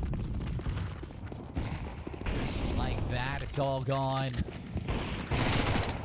Now looking to pick up that tempo once again with these Mac 10s. Max just running it down alongside his counterpart with Tesla. So much damage done onto these members though, and Ansu's still alive for the moment until Jellybrand's gonna get an angle, and a second one possibly, even the Molotov out. Buttermilk gonna stay alive. Gloink does fall to Tesla. The site is open for the bomb to get planted, with so much pressure around them, and Common and HE yet again, almost 2 from Buttermilk. What? But Swag Maestro with a symphony of blood just spraying everywhere. 2v1, and Twigs full HP. Not shying away from anything. The smoke won't stop a man when he's on a plan. And there's the headshot. Can you turn it and burn it? You can onto Tesla. There it is, the low HP. It was done so well by South Florida, but yet again, when it comes down to it, the defense and these tough moments will rise up. Yeah, rise up to the occasion. You can count on Twigs. You can count on Gloink to make those big plays for Kansas State. And once again, they're starting to run away a little bit. There's 2 rounds. It might be a small margin to some, but to MR12, that is a guaranteed even half when they switch sides here on Ancient. I know for a fact Kansas State aren't done with just that. They're looking for 7. Nice! And oh wow, look at this! Buttermilk even coming through with some, but there it is! Gloink right behind you! They really do just never give up! Kansas State, the big ones, then they get creative, they find South Florida sleeping, and right there they sweep them right off. You're only 40 seconds left in this round. Buttermilk's already in your spawn and putting you into the ground. Jelly Brand, bye-bye. Bye-bye. I mean, I would say, Marky, if I was Shelly Brand in that exact situation, you're like, guys, the round just started. Where did we go? Kansas State have been so good at commanding mid and getting that early aggression, getting up towards Catwalk immediately. And there we see South Florida, that small little, you know, I guess, instance where they give up this space for so long. They've been conditioned. It blows up in their face, and Kansas State are so good at punishing that. So you see Twigs again, going to be in that same exact position. A deep smoke gives them so much space to work with. Unfortunately, though, not going to account for Max hunting this player down and keeping a watchful eye on that space. But do they expect to? Boink. Oh, he sees the forehead, backs off, now there's been contact, and now, oh, you can spin back over, and it might be a second for the Swag Master as he does collect the double headshot. Kansas State, they still have a player on B, the anchor here. Buttermilk has had quite a performance here in the first half. One more round to try and set this one off, and what better place to do it than B, but unfortunately, K-State looked to put the chips elsewhere. Yeah. And Swag Master thinking he could get aggressive a little bit there, but the smoke's going to keep a little bit of a leash on this member. 4 players up. Buttermilk not going to shy away from a fight. Don't expect the unorthodox angle from Swag Master, and the trades are going to be good enough for a 7-5 half for South Florida. Is a lot better than what you had on Vertigo for your map pick. Now or never, swapping over towards the CT side. And Marky, you know, I just realized that I've been calling him the Swag Maestro for so long. And, you know, maybe, you know, it's just me overlooking a couple of those letters there. I don't know. Sometimes the text just molds itself on screen a little bit. And it gets a little bit ahead of myself. But he has been conducting this team in a lot of ways. And in that round, such a crazy impact player to find those 2 kills to open up B. Yeah, man. I mean, he might as well be that maestro. I couldn't have said it better myself. But now he's going to have to conduct a beautiful defense up with the dualies. Just V Tesla, who's got to charge up on A right now. 4 players in and in front. The flashes come over, has been successful on 2. Yeah, Tesla finds those 2s. Twig's going to break on in. The bomb should be planted, but the retake with numbers, I mean, South Florida are 3-3 for pistol rounds. I'm sure they want to make it 4-4 here. Ansu's going to get tanked up through the smoke. So much damage being thrown out there. Taser falls. Ansu falls. And they know where Twigs is. And they're looking to hunt him down. 3 kills to break back in. Not losing a single member in that instance. Tesla might fall, but the team's got his back. And he does so well to get to there. There are a lot of players where you're on an island like that, can just fall without even a little bit of damage, but not V Tesla doing so well. 12 and 10. Sharon with a max at the top of the scoreboard. What a great performance. And there you go. Flawless in the pistol rounds. Flawless in pistol rounds, 4 for 4 across 2 maps. But the real issue back on Vertigo was this second round in transition. And you see Kansas State again going to force up here. A couple of Galils, 3 to be exact, and 2 MAC-10s, HE, Flash, and 2 smokes to work with. So not a lot of utility. And on Ancient, you know, you do know that teams can get stalled out. This utility means absolutely nothing. So Ansu looking to make some moves, and it's money moves, Marky. It's only money moves from Ansu. Oh, and that's ridiculous. A nice one back there from Donut, but I am just flabbergasted as to really Ansu. I mean, he just disrespected that smoke at a level I don't even know Stewie 2K could replicate. I mean, that was ridiculous off the timing, but I mean, sort of the aggression does not pay off. Gloink now in an interesting spot, but I mean, Kansas State, they are just so scattered, and maybe they just need a second to recollect themselves. Sam, the only difference in that is Ansu's still playing. But then again, you can turn it around and say it's Stewie won majors. Wow. What a timing there for Buttermilk now to bring this into a 2v2. Both members individually split on each side, so a chance for South Florida no matter which way Kansas State goes. Jellybrand hiding away. Here's the footsteps, but doesn't expect the second one. Gloink brings it into a 1v1. Able to get this smoke down. A new timer will be up and on the board. V Tesla has collected a single head in this one, going up against a very worthy opponent. Oh, and spotted. Immediately dinked out, and there you finish the job. There it is. The prophecy reigns true. Kansas State, they dropped the pistol round, but round 2 will do. Yeah, round 2 for sure will do. And what can they buy into this one? I mean, although, you know, Kansas State, they win that round, it doesn't seem like this is going to be the most healthy of buys going into towards the next. I actually eat my words there. They had enough for those Galils. Utility for sure. You see shotguns coming out for South Florida. Swag 7s in the hands of Rift and Swagmaster. And I like this from Tesla to get a little bit aggressive over onto A. They leave the one member on A. The rest looking to plug some holes at B. Oh my goodness. This is the most dangerous area of the map. Just run away from B. Get away from these shotguns. Maybe they're hearing me through the mic, because that's what they will do. Flooded in through Donut, in through A main. Now Twigs can just hold the line, and Jellybrand is going to be maybe traded. Oh, it's for the legacy with the Nova, and he does get it. Yeah, the Nova is going to hit, but everything else falls. And I don't know about this one, Chief. 2v3 for Kansas State's advantage. 9 rounds on the horizon, and that should be it. The nail in the coffin to give this round away. I mean, South Florida, they have their work cut out for them, and maybe Swagmaster will be able to bring an AK. That is and it blows up right to him. unlucky. Wow. Just empty in the chamber. But Kansas State, they have brought one more round to their glory, and they're looking to make this thing the end of South Florida's story here on their own map choice.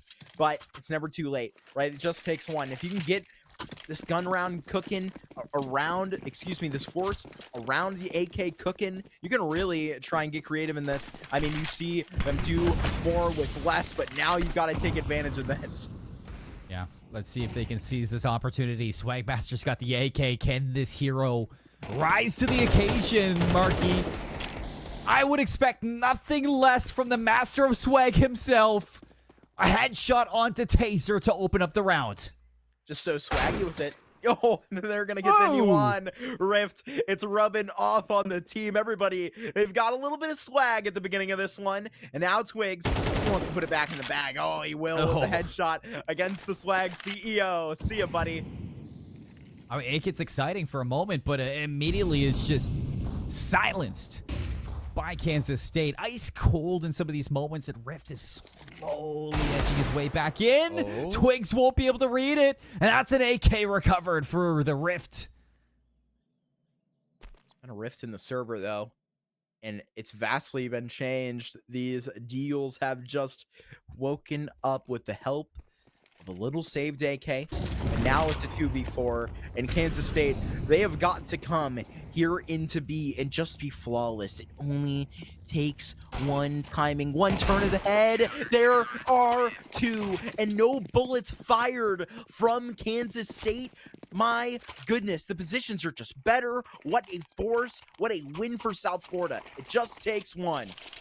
Something about these eco rounds just ring a little bit different in the server, Marky, and that's South Florida finally getting one under their belt where they've fallen so many times to the hand of Kansas State in eco rounds. They finally get their revenge. 7-9. AWP for Rift. AK's Galil for Mac. On the other side, Tech 9 for Ansu. Deagle for Twigs. Loin's going to be stuck on the pistol as well. It's just going to be 2 hero rifles for Taser as well as Buttermilk, but they're not going to slow down at all. So much information for Jellybrand to decide where to shoot. He has to pick one, and it's Ansu to go down. Oh no, it could be coming right back to haunt them. Those Deagles, they did so well, but the pace can find you in a very Bad place. Now you're trying to break back in. Max just met at the point of attack. Rift is on the op and does very well to get that first. Now it's all coming down to this. Yeah. One moment here. Taser's going to be forced off. Nice shot there on the buttermilk. It's only one. It is spammable, and the body block for Rift. The defuse comes out, and South Florida, no matter how far they fall, they are never out of it. Oh, and Rift just putting his body on the line. The offer doing the dirty work. I mean, that's the only thing that you can cause in that situation. Just be the meat shield. What a great teammate you would want to have. Fantastic right there from South Florida, Marky, to kind of solidify themselves in this best of three. It is a backyard brawl now on Ancient, and it can go anybody's way. Looking like something's cooking here in A main. Matt's heading in the right place, middle control as per usual, but they will find nothing here at B besides Ansu, as per usual, hanging around in Cheetah with a shotgun. It's going to be a rude awakening as soon as Tesla is going to be noticing the dinner bell rung. Spots some evidence in the corner, so well aware of a possibility, and that's going to be the first one for Tesla, immediately pushing back these T's. And I don't understand. Okay, no, Ansu didn't get through. Ansu's got the sawed off in Cheetah. And I've seen this story one too many times. I know how this goes. Somebody's going to walk in there. Sawed off's going to get a kill. We're going to be like, oh, man, the sawed off got a kill. Who let that happen? And Ansu's going to be like, I've been doing this all game. I'm pulling for it. You know, we've seen the Novas, we've seen the Mag 7, we've seen the auto shotty. I don't know that I've casted a sawed-off kill in CS2 yet, so I'm pulling for it. I really am. Ansu, It's a dope skin. it honestly is. It honestly is. You know what? I feel like there are a lot of people that really do put out some great work on that gun, being that it really is such a interesting canvas for many artists, me not being one of them. Hello. But I feel like a lot of them fall through the cracks. Here in this eke around, it's all just taking its time. 15 seconds left. 2012 Navi? Not a chance. Jellybrand's going to be snuffed out, and Ansu's cut the line. No! Doesn't matter anyway to Swagmaster, and Rift is going to lock down the last two. Excellent from South Florida, and that brings us into a tie game. Oh, Ansu got so close right there. We wanted to see it so bad, but what we wanted to see even more was South Florida coming and knocking at the door. Hey, man, we want back into the club. It's all tied up. Give us our respect, and now they're trying to bring it all the way to a third. They're not done fighting out of this one yet.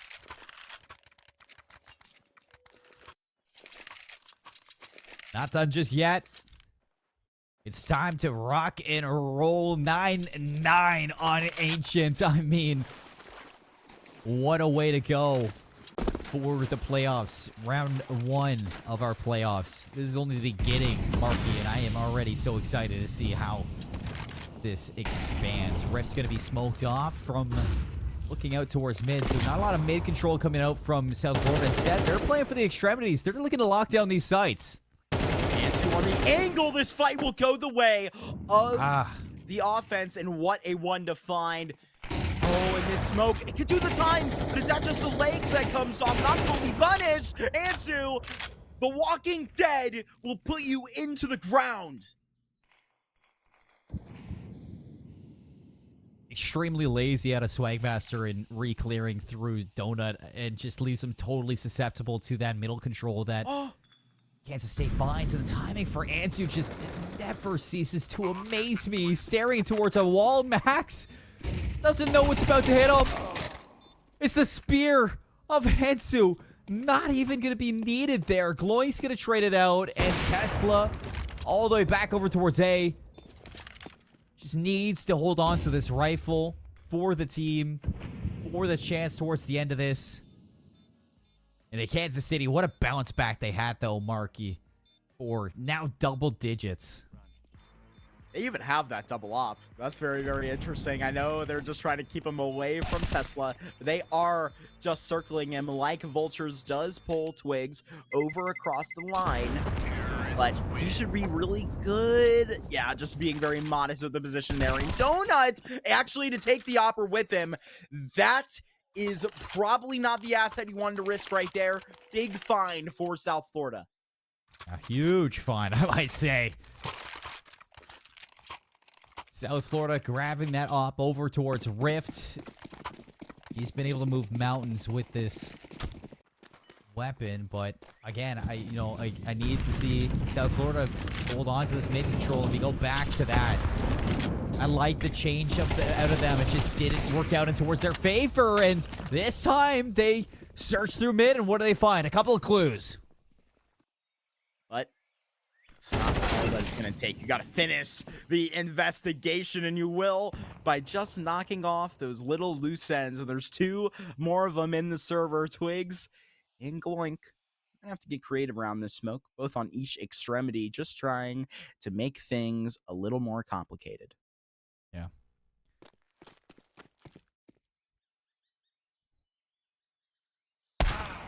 Wise words of Avril Lavigne. Oh, are you gonna go make things so complicated? That's what South Florida thinking.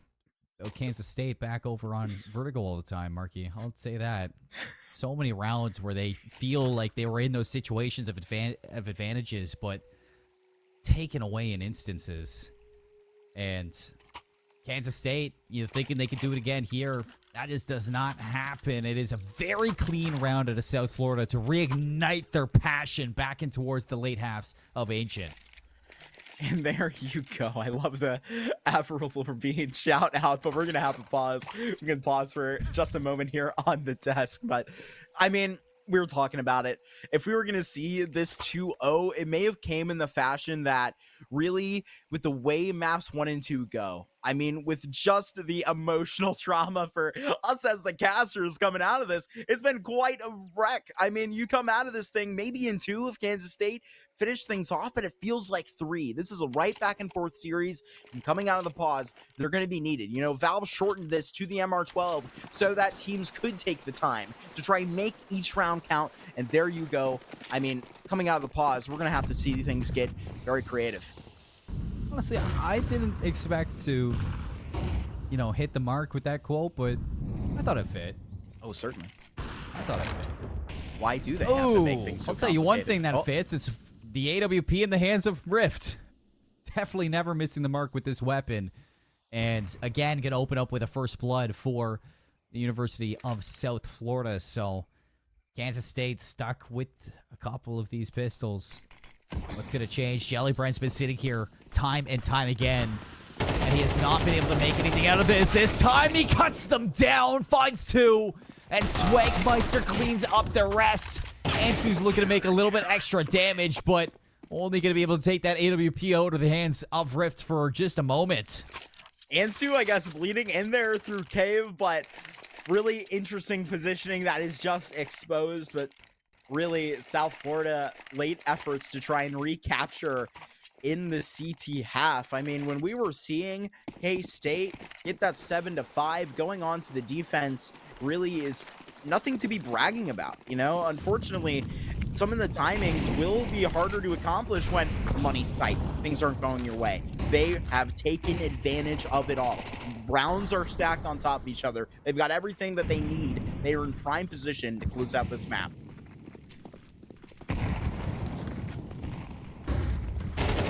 They can get it done. Nice shots there from Taser. A little bit quieter here on Ancient, but definitely still a player you cannot overlook going in towards the back half of Ancient. Ansu, wow, he just is relentless. Some ruthless plays coming out from Kansas State as they take the heat up a notch.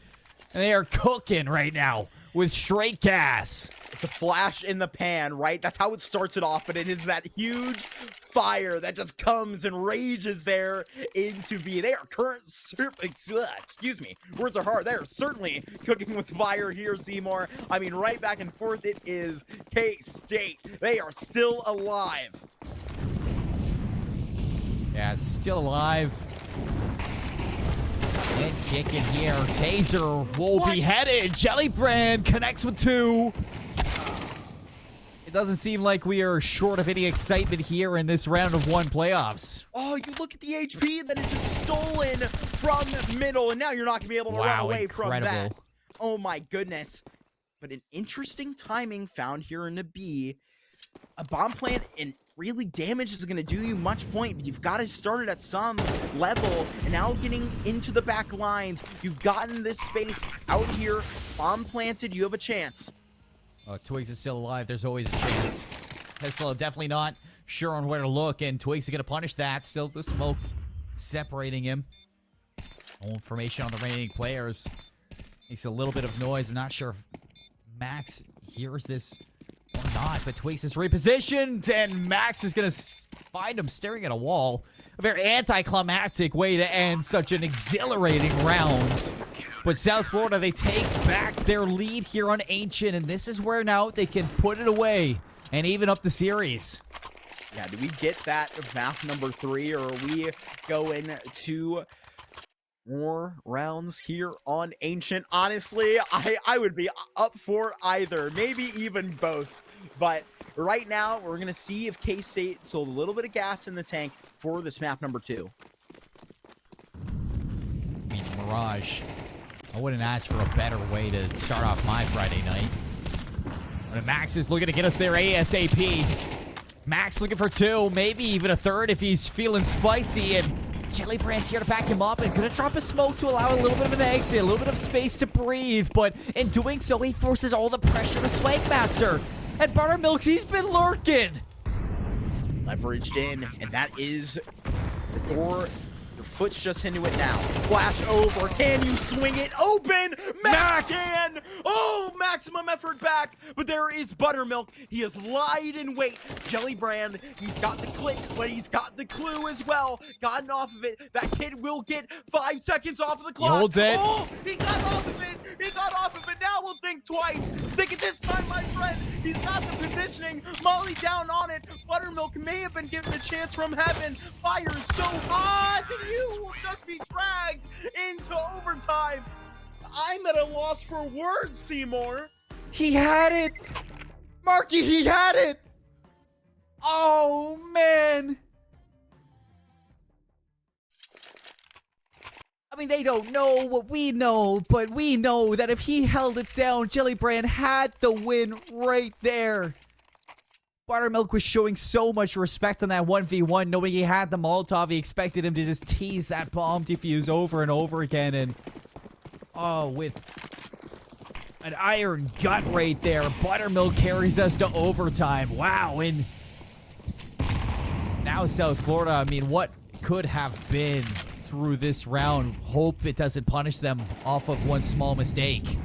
That's got to be such a punch to the gut. I mean, I know that there's probably teammates yelling at you in the dead chat, things going on, but, you know, this is playoffs. The best competitors are going to be the ones that can just move on entirely. This time it's got to be the whole team, and they've got to look to go here in this post-play. But now they're 1 player short. That is Max that had the big play potential. Another man out of it, but here is Rift, the hard hitter with the big green. Oh, what a flick. And now he just points out, and there you go. K-State, they recapture the lead here in OT.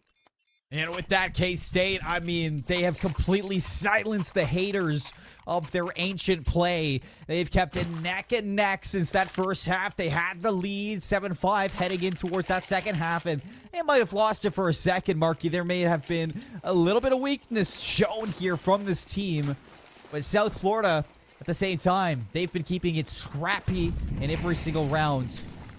And now they need to really pick up the pace. Nice usage of the nade from Ansu. Opens up the smoke, and who's on the other side? It's Tesla. That is too stylish for even what we've seen.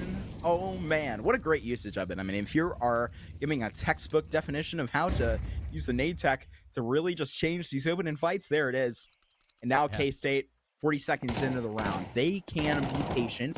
Buttermilk, you know this guy likes to wreak havoc. Swagmaster with a headshot given up. But now Jellybrand is going to look to trade, not even give the chance. Buttermilk, you're playing with your food, and there you go. Keeping these layers here so they can't rotate. Jellybrand is going to have a journey to rotate from. Yeah, 2v3, and A-site's already been given up. The bomb's going to be planted. Donut control as well as temple control. And nobody from K-State to be able to be in a spot to really combat this. South Florida's just giving it up. So that's 2 rounds already done from South Florida, where they've lost it so early on into these rounds. And, you know, it goes down to the small things. And, you know, you can forget about that defuse back in, you know, towards the end of regulation. But even in the last right there, I mean, Marky, Jellybrand getting some individual fight, or giving away some individual fights towards his teammate. I needed to see him swing around his team and trade that out effectively. We've seen Jellybrand go down with the bomb as well. That is just so unfortunate. I mean, the reason they do that is because you have this 10K overtime through these 2 first rounds of, you know, egregious investment, because why would you not? You're trying to win. You're going to come out in this third if you're unsuccessful in the first 2 with just barely anything up for grabs. You see the MP9 out, the double FAMASs. These are guns you never thought you'd be up on in overtime, but now you got to make do with what you have.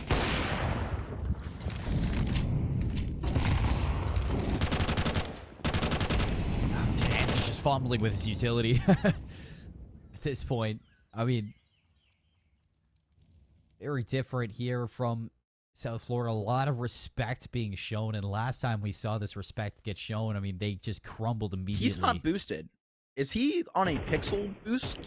I don't know if he's on the... Yeah, it looks like he's just hopped up on the wood right there. I'm going to be playing that matchmaking tonight, but so far not finding anything. Hops off onto it. Kills found elsewhere. But a second one from Jellybrand should give a very heavy advantage over towards South Florida, and they have the members at A to shut down the rotation. Twigs is here, but Rift's got an SMG, and he's already teasing the idea of this might not be where you want to go, K-State. Flash out, beats it out though. Rift is already there, and the gate is shut close by these members. Taser still up and afoot. There's the bomb as well. Ansu, one more on the board. Go for it, and there is a good start. But honestly, 1v1 into the player in a main, just trying to back up on it. If there's anything that I'm certain of after watching that, is Ansu is built different. 2 shots, 2 players. And the bomb is recovered. However, no information on where they are. But now it's down to 1. Ansu with a chance to put this away. Jellybrand's got to beat him. The spam through the smoke, and Ansu almost got a chance to bring that big stick back out. But South Florida stay alive. Oh my goodness gracious. What is that no-scope onto the A main player? That is insane. And I cannot believe that that shot connects. That clutch was just... That was unreasonable. And it comes off the bomb. He pays the price, but oh my goodness. I mean, what a highlight that would have been. That'll hype up the boys for sure. Still 1 round lead going back onto the CT side where they had so much success, K-State. I mean, at this point, I can imagine that it is only smiles in the K-State camp right now after that. I mean, Ansu's literally putting on a highlight reel with his off. Middle control again, but Ashina being pressured out. Ansu, Ansu! The no-scope demon! And Glowing's here to back him up. It is a complete blunder of South Florida, where they thought they could pull a fast one on this sniper. They just cannot. You know, maybe they're lucky they're not going to a third map. This thing might have been prolonged. Ansu heating up. Just short and sweet here at the end might bring us all the way forward. 1 more round for K-State to find before we are all the way done with our first series. But my goodness, what a feat it has been to get to this point. And oh my goodness, South Florida, they are not wasting any time. But that may have them pay the price. Ansu. Oh, he doesn't need a scope. On the one time he misses is the one time that glory would have been out of this world. Buttermilk's already, you know, reclaimed this space that Ansu's given up, and this is everything. I don't think South Florida will have this read. Look at the aggression over towards A main as well. Buttermilk gets one here. That could be such a huge change, but not able to find a second one. It's Taser in a 1v2. Honorable at that. I mean, Buttermilk probably just got peeked the one way he needed to be right there to try and get him out of that spot. Does well, but is put down just after that first kill. And now Taser has the first chance to put this thing away for South Florida here in the second half. And oh, the cat's out of the bag. Just seen Taser on it, but my goodness, you can put out this smoke. Hit on the back, 1v1 now. Oh, the crosshair is there, but Tesla, he gets that one back. There ain't no party like a South Florida party, because a South Florida party don't stop, Marky. As overtime just continues on here with a neck-and-neck performance. They bring it back to 1. Can they tie it up once again and send us to a second overtime? What do we need out of South Florida? A couple members to maybe make some hero plays. Ripped is stopped by the Molotov, and middle's being worked on here by Gloink. We've seen this story all throughout regulation, and Gloink is not a player you want to toy with. Pressure's on right now. Just in this middle control, it's going to rain silent for a moment, but you get a little bit more re-aggression over towards B. I don't think this info will come in time, but if these two middle players can really just stay afoot, going towards A late might have easy rotations, but this player up here at this angle, oh, Gloink is going to fall into the smoke, but oh, not like that. 2 opening kills for South Florida. My goodness. I mean, Gloink thought he was Homer Simpson fading away into the hedges, but not this time, says South Florida. They've been tricked one too many. As they storm the gates of A, who's going to be here? It's Taser hiding behind default. Will they check it? They don't. And Max is able to trade it out effectively with Ansu dropping as well. Leaves it all down to Buttermilk in a 1v4. I'm feeling like we're going to a second OT. I think so too. Honestly, it's really just the same thing that happened to South Florida in their chance. Right now, you're just out in round 3. Buttermilk trying to maybe go for a defuse, but it won't come forward. And maybe a more familiar scoreline for us CSGO heads. 15-15, 30 rounds through. You'd think that we are just beginning overtime, for sure. But no, that was once upon a time now, Marky, as that chapter is closed. And now we're heading into our second overtime. For South Florida, on one side, this is you trying to reach the Mirage. You trying to stay alive in the playoffs for Kansas State. I mean, you're trying to put an end to this tyranny that South Florida is throwing down on the map and look towards playing Michigan Tech as soon as you can. But with Gloink going down and the gates a little bit open here, South Florida just need to make the middle of the map an issue. K-State, they're going to be back on this defense. I mean, they never Lovely. left. Just like that. They're going to be sort of shocked. In South Florida, they're going to be still on this momentum swing. But literally, when you swing, you have no chance. Just shut out like that. And can Ansu, can Buttermilk, the guys that have brought this magic so much for K-State, I don't know if they have any left. I mean, you've got to think about saving in this one. You just saw how fragile your ego can be. I mean, maybe he wasted all the magic on those no-scopes, Marky, because that was incredible. You can't take it away from him. Ansu was doing the utmost in overtime 1, but at the start of overtime 2, just a null factor, not even seeing a glimpse of a shoulder. So this bomb's going to take away. Kansas State are going to hold on to these rifles, and South Florida, off of some pretty iffy rounds back when it came down to some advantages throughout Ancient, throughout Vertigo, they're going to show the respect that is due. Ooh, and Ansu's still hanging around here. Maybe could argue for a couple exit kills. Players will flood into middle, but oh, you're going to want to save this off. Shots ringing out, little time. Rift's going to be on it, but smoke down. You should just be seeing these guns saved. And oh, Buttermilk does get that through. I'm not sure what this late attempt really will be very fruitful. Never usually is. Maybe a little bit costly. Still that round on the board. And South Florida reclaimed their lead. Marky, that's the main story coming out of that one. as they've been battered and bruised throughout the past couple of rounds. Now looking to shine a new light onto this overtime and look to kick it up a notch here on the T side. Middle of the map again being worked on by Jellybrand. 2 members inside Donut. Piece to the left. Spots out Taser. Removes that member. And Twiz already backing out. He's got help from Buttermilk. And he's going to silence that member. Bring it into a 4v4.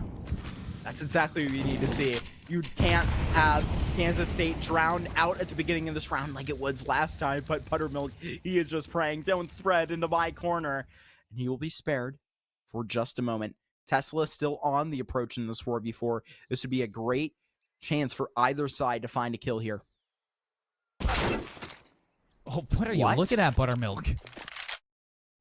A little bit of a freebie there from Max. Maybe an oversight, but no way. No way. No. Not like this. Not like this. Right to the back of the head. That's Rift done. 3v3. Bomb will get planted, Marky, and you look at Max is going to be in a spot to find a second one. Twigs just barely looks away at the wrong time. The advantage back over towards South Florida. That's a power position, gave up, and now you're both fighting back from cave. This might just have to be another save. Maybe a reapproach from the bottom of that, but Max still hanging around. Is putting the ground for a moment. Ansu has done well. No kit on the back. Still being wary for that is Tesla, but still just running for the hill. South Florida will get 17.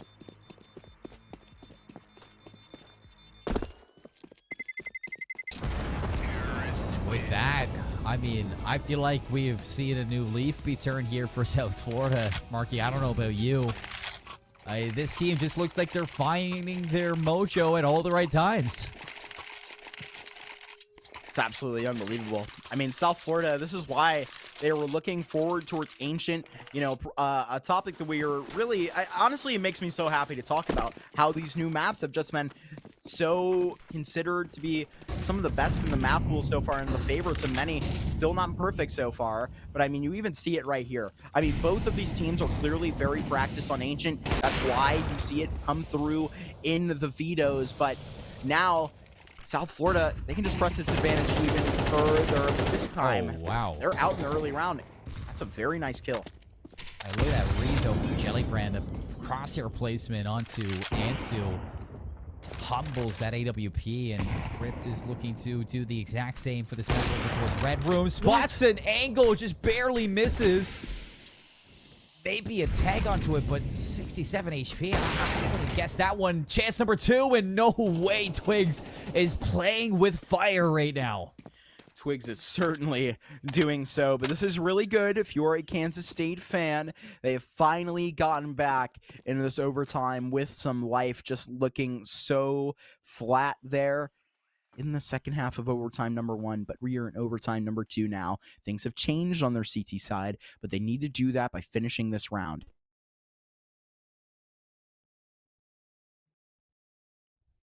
Three members looking to change this one. Rotation from Twigs over towards Temple. Taser will have backup.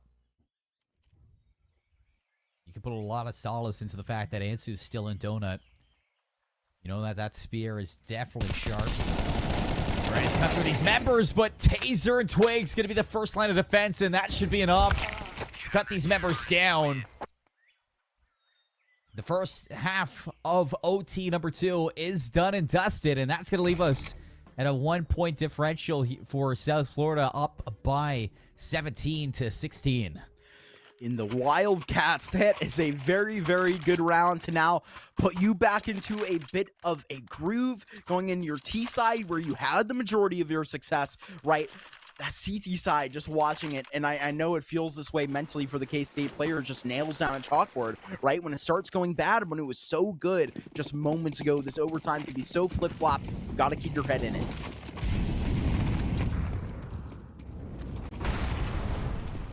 Well, Ansu, another quick start to this round, and this AWP is shining once more. That magic was kind of left back in towards the top hat for a while, but It's out onto the server. It's looking deadly. Nice flash out for Buttermilk to follow with that one, and the shots just connect. Buttermilk, the stars align for that second kill on the Max, and South Florida are sent packing right away.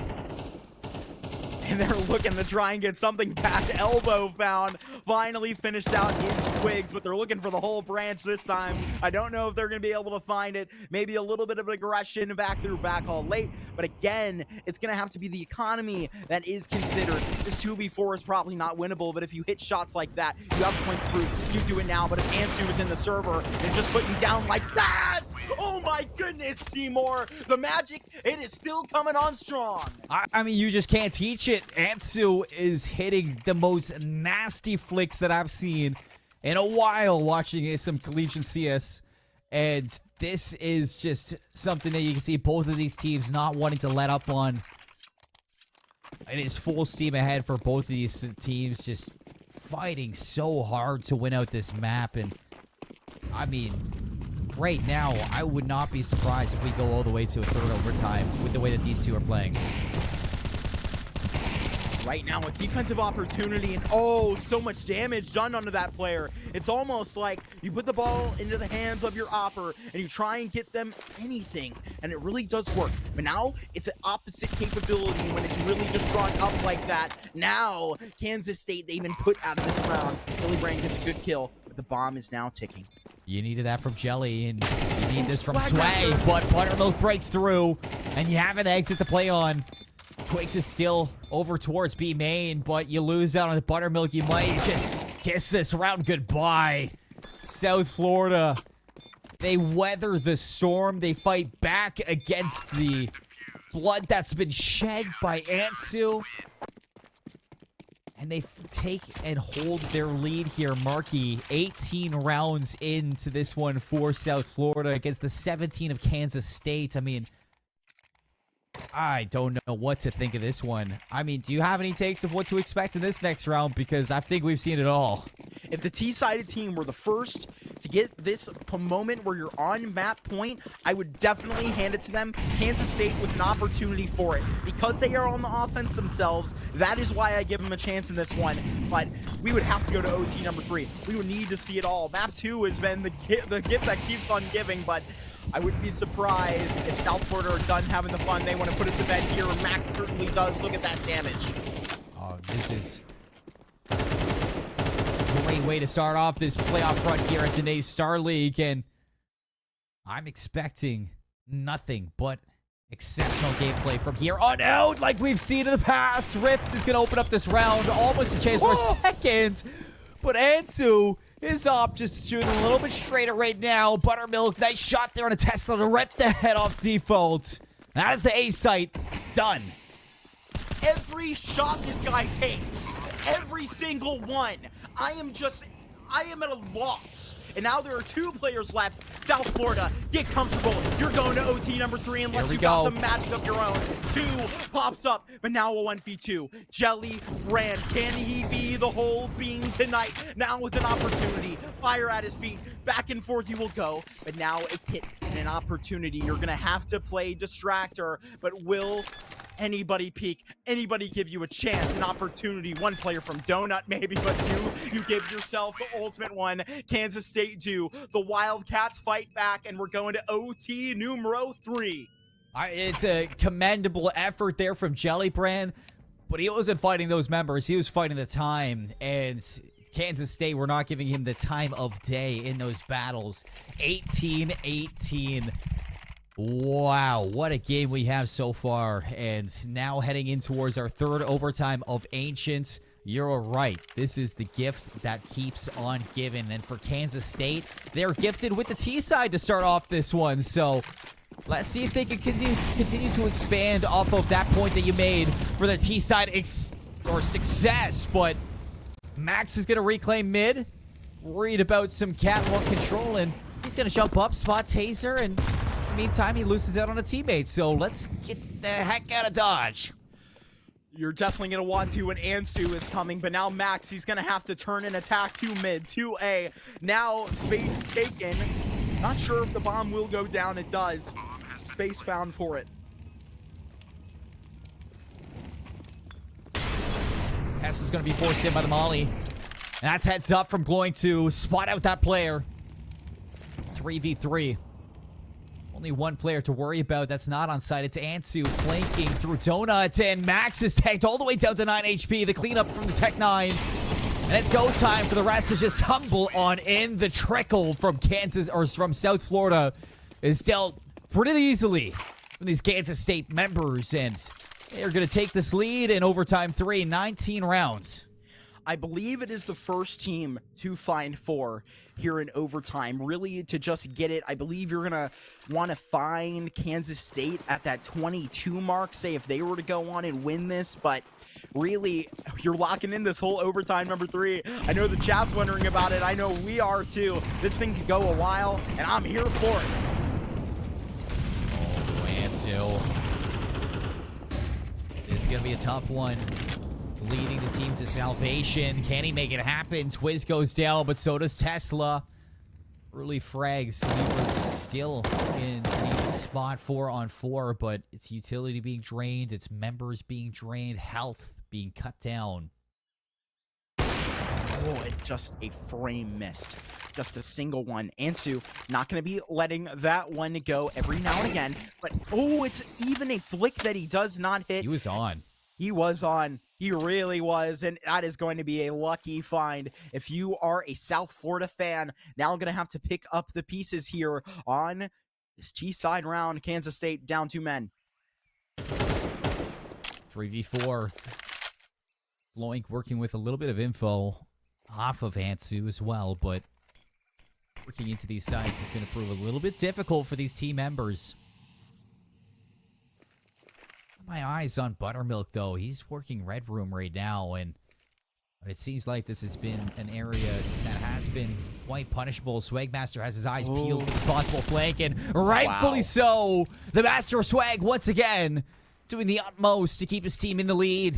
Gloink, Taser, what can they offer? Nothing at the moment, because they're swept under the rug once more, tied at 19.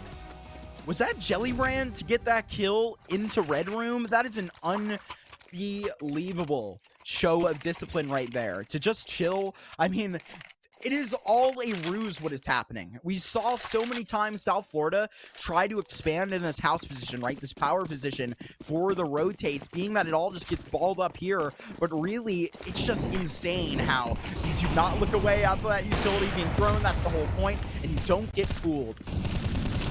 Rare miss from Ansu. Just barely missing so many of these members. Early aggression through mid from these teams is a kill onto Twigs. That's going to separate the two.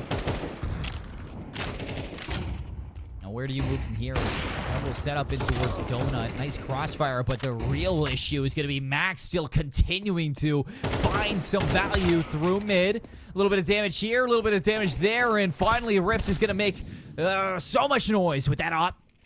Loink. Again, you know, quite like South Florida back on the T side of their own, just wondering, what do I do? Where did my team go? Oh my goodness. Was that quite the function in middle right there? A little bit of damage there, a little bit of damage there, you said, but there is damage everywhere. Even onto the bottom of ramp, right? Just kicking it off there. Now you're going to be seeing a transition, right? One side into the T, right back onto the defense. And just before, I mean, this is always going to favor the team going on to the T side. But this time, they got the momentum, and let's see if they can break the cycle. That's the tough part. I mean, I would say for both of these two teams, they're so comfortable in now the T side and the CT side. I don't see any differences from the two. Marquee. But look at this.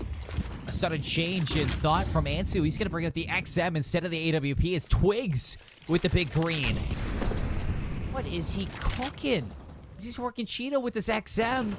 It's definitely going to be the weapon of choice for the close quarters, but will it pay off? Trying to go more heavy towards A, perhaps, with a little bit of that defense. And now you're just going to have to change it up. This is going to be a gunfight that you're not going to be able to win because of the range. You're going to try and get closer. And so you got to get creative right in their faces with it. Oh my goodness. Has done well to get that first headshot. Backup is here. V Tesla, get out of dodge. Will Drac and Sue back with them. I was saying you don't want to linger around that one. And luckily for Vitesla, walking away with 4 HP, but a kill onto Ansu. And rotations from Kansas State have actually rendered this A site a little bit open for a bomb plant. The only person here to worry about is Gloink, and if anybody's going to be here for K-State, you'd want it to be Gloink at this point. He's been incredible. Now Rift can just sit behind this smoke for a moment. They're going to have to be patient. They have no other choice. This entire squad out to it. Look at all the info collected by Taser, Twigs, and Gloink. They are going to be able to lock in. In fact, they have to. Now with 25 seconds left, that smoke will fade. Molly down. You got to push around it. Ops from afar will put you down. Twigs doubles up and doing well to really just not have an opportunity for it. But decision will have to be made. Honestly, Tesla would probably have the time to run out and die right there, but I mean, why even give him the chance for it? Just survive, get that AK over, it'll be all good. Counter-terrorists win. See, and now, look. I thought I was going crazy and hearing things. Like the run earlier at like the end of rounds. Is that a new thing that they've added to CS2, or is that on our side? I am honestly not too sure. I know that there have been a little bit of tweaks to do with that, but a little bit has to do with the GoTV as well. Little bit of shakeups, but hey man, these guys, they're doing it. They're playing Ancient twice. We're getting our money's worth. We could even go to a third map right here. We're tied at 20 apiece, but the first team to find 21 will be on game point. Yeah, we've literally almost played 2 maps in this one. And we go to a 4th OT. How are we feeling? Stay with a solid setup over towards A. 3 members stacking, but they lose Twigs. And that opens up some opportunity around this map to just poke and prod for some information. They're heading into the belly of the beast right now. A site is definitely not where South Florida wants to be. And if a lot of this comes through Cave, this could be a real pain to deal with Ansu in this setup you currently have on the site. But at a certain point, you've really just got to leverage the time. You have this kill. Now wait for your opponent to try and get tricky. I don't know if Kansas State are really the ones to do that, but they'll just gonna rely on these individuals. Buttermilk getting a little bit impatient here on the site. 30 seconds hit on the clock. We'll try and swing in. What a kill to find. And now information about the Cave players. There goes Ansu. Buttermilk doing all that they can right now. It's all good for They 2. made it. That's all you got to do. Ansu has gone down. Now you've got to stand up into this retake. Bomb is yet to go down. Falling Just in try to group smoke. up. And here comes the help. Jelly Brand racing to his teammates. All eyes forward, but they have no idea where that second member is. But with that spam, they should know. Kansas State swinging together, holding hands. Looking to keep South Florida away from a possible win here. Can they get it done? Can they make some magic? Rift denies the first one. It's down to Gloink.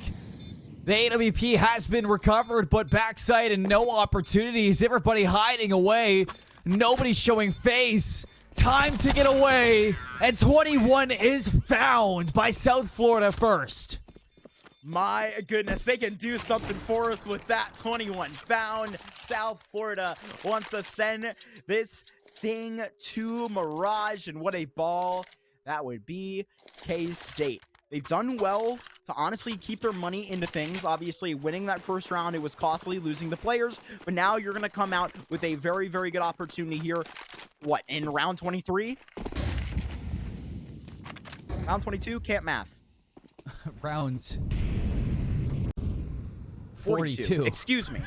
Not even close. Not even close. Say, you're still stuck in the early portions of this one. We're on the next map right now. As this is going the distance, Nade's going to open up the smoke for Jelly Brand to start working his way in towards Red Room. But Gloink should have an idea of this. A little bit of a glimpse of a shoulder and almost finding the edge there. Oh, that Molotov could have been so good if it hit the mark. But unfortunately for Jelly Brand, he's got to do it the old-fashioned way. Oh, and now you're going to see the comms, maybe they could be getting a little bit hectic right now, right? Players, they could be in-house. And now this is the perfect Look at the cave time. control. Yeah, it's the perfect time for it all to be a ruse and to just meet back up on to B. It could all come through cave. It all could come through ramp. But right now, Ansu, he is going to have to get back to help his brother out on B. Nice smoke placement. 45 seconds left. We could be sent to Mirage right here. Smoke should stall things out with 42 seconds. It seems like we're headed to B. Smokes are going to be placed down now for this execute. Max going to look to see if he can find some safe passage, but Buttermilk inside the deep end, only good for one. Jellybrand with the quick trade. Ansu waiting for the smoke to dissipate. Going to peek out, opens up a gap, and denies the bomb from going down. That's such a huge find, but this time it's out of Molly gone down. It will spread, and now it will get Tesla. One going to be in front of this one. An advantage, barely just coming here for the Wildcats, as now they will look to try and put this thing into overtime again. My goodness, 3v1 for Jellybrand, and we will go. Ancient, we just can't stop loving ya. We're going again. Now, it's about time, Marky, that I say, I know I said I like Ancient. It's really growing on me, but I didn't say I wanted to see it twice. This is true. Now, oh, my goodness. Oh, we're almost getting there. What is going to split these two teams? Because it doesn't seem like either one is just letting go of what we have. We're starting to see Kansas State experiment on their CT side. Earlier, we saw Ansu bring out the XM. Now they're doing the double op setup. With you know Twigs. what, guys?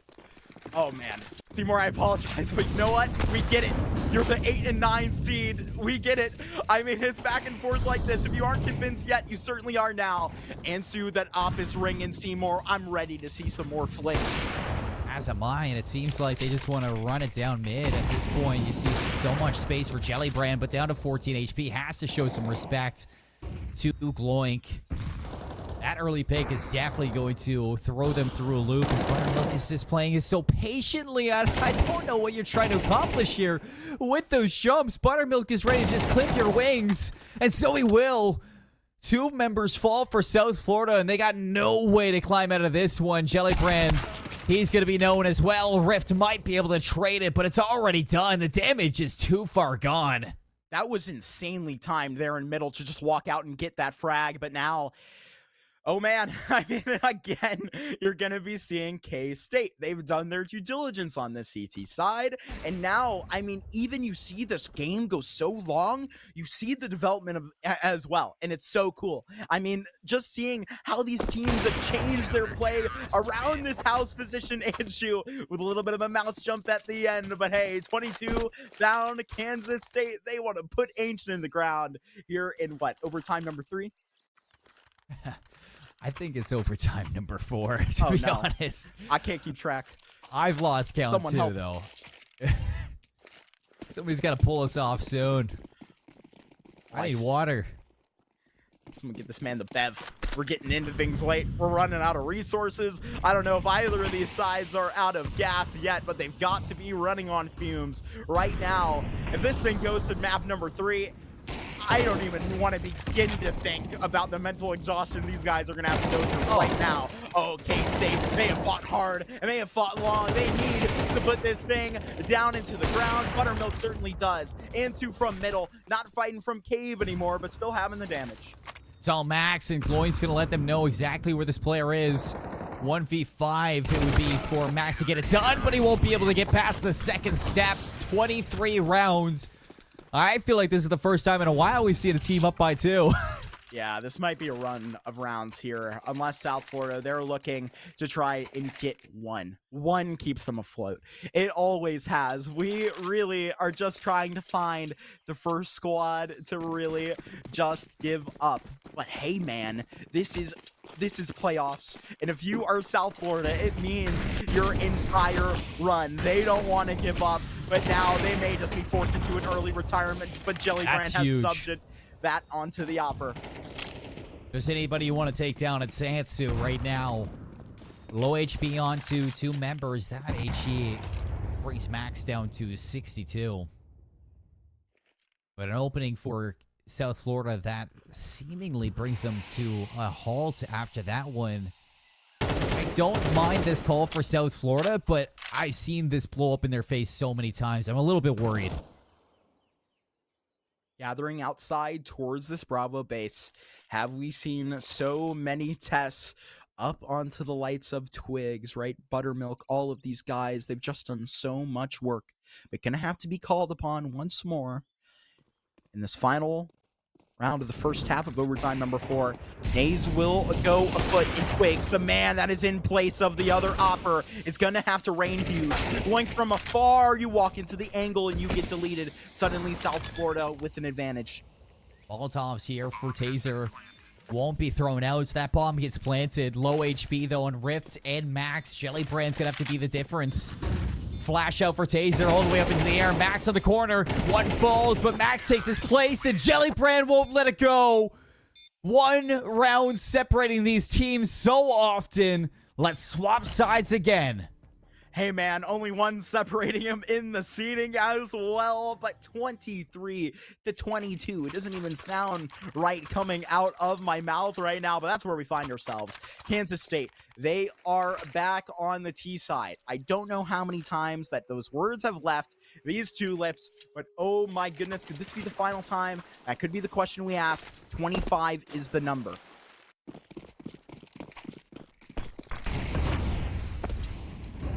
Max is going to catch some timing through mid over towards Donut, trying to gain that space early.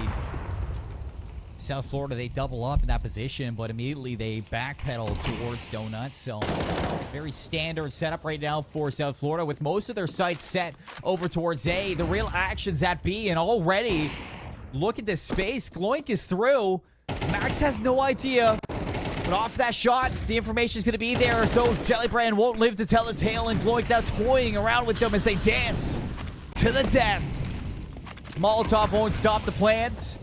3 versus 5. Oh, he wants some no-scopes. Antsu ready to no-scope them once again. Antsu's gone through the smoke. 2 kills back.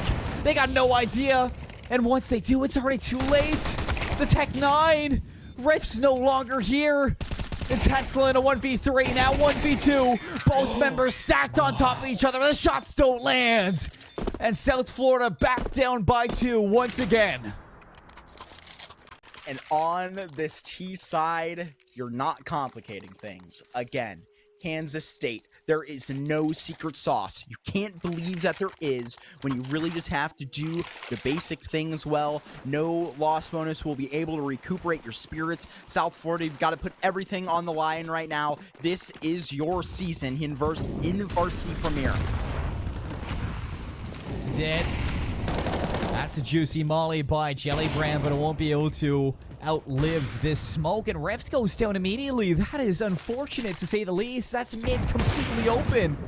Look at this fight over towards A. It's going to be so impactful. Twiz removes Tesla from that spot at the A side. It's ripe for the pickings. He's all the way in the back, but that space will get onto He's on the lamp. lamp. That is insane. Gloink.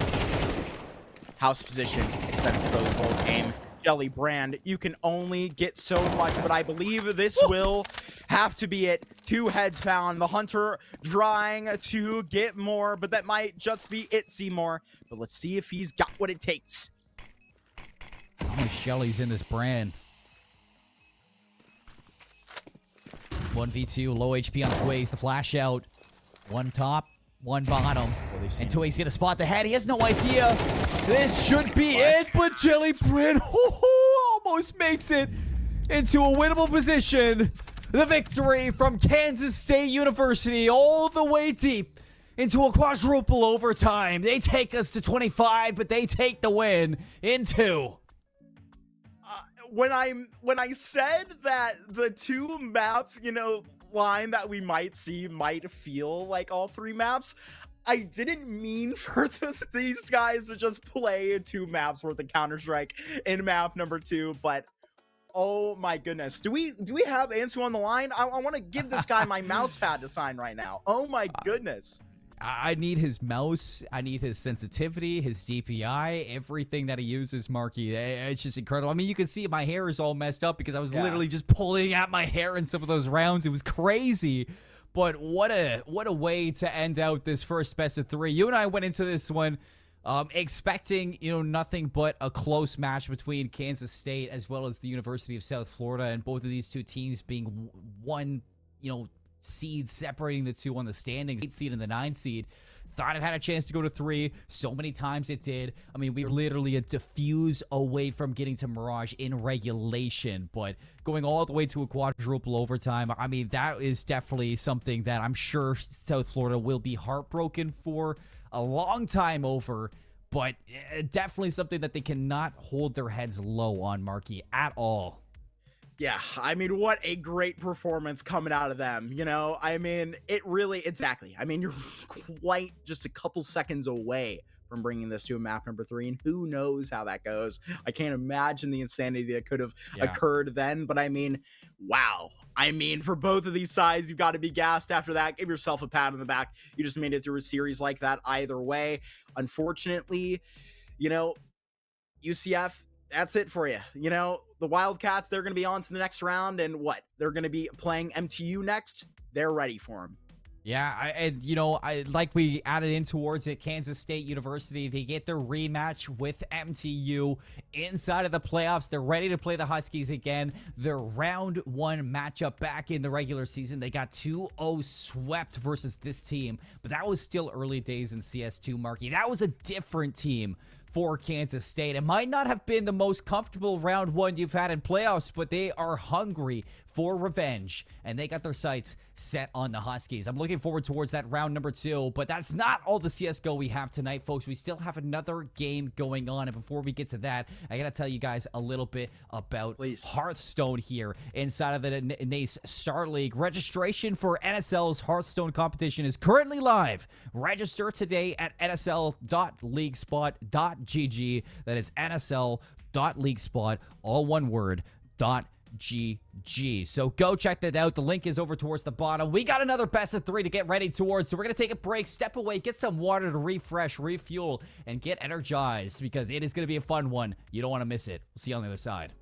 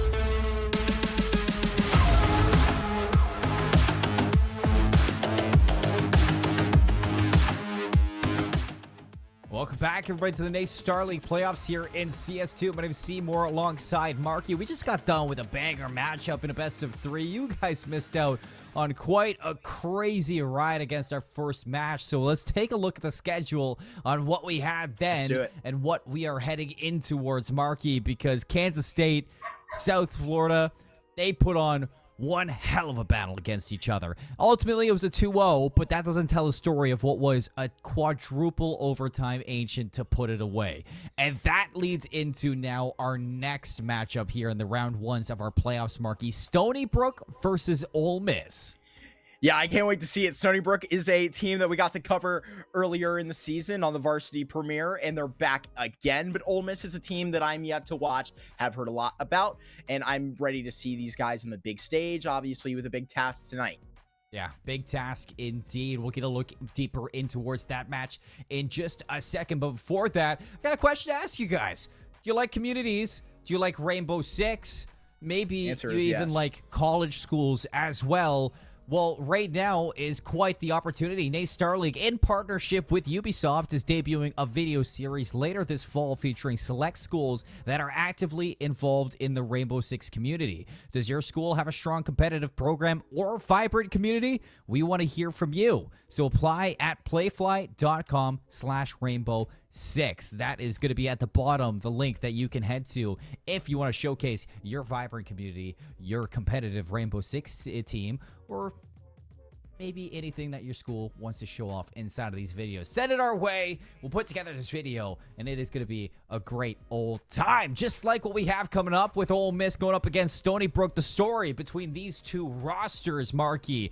It is Stony Brook coming out in quite the advantage today. It is 5-1 heading into the regular season, whereas Ole Miss, 1-4. They got their work to do.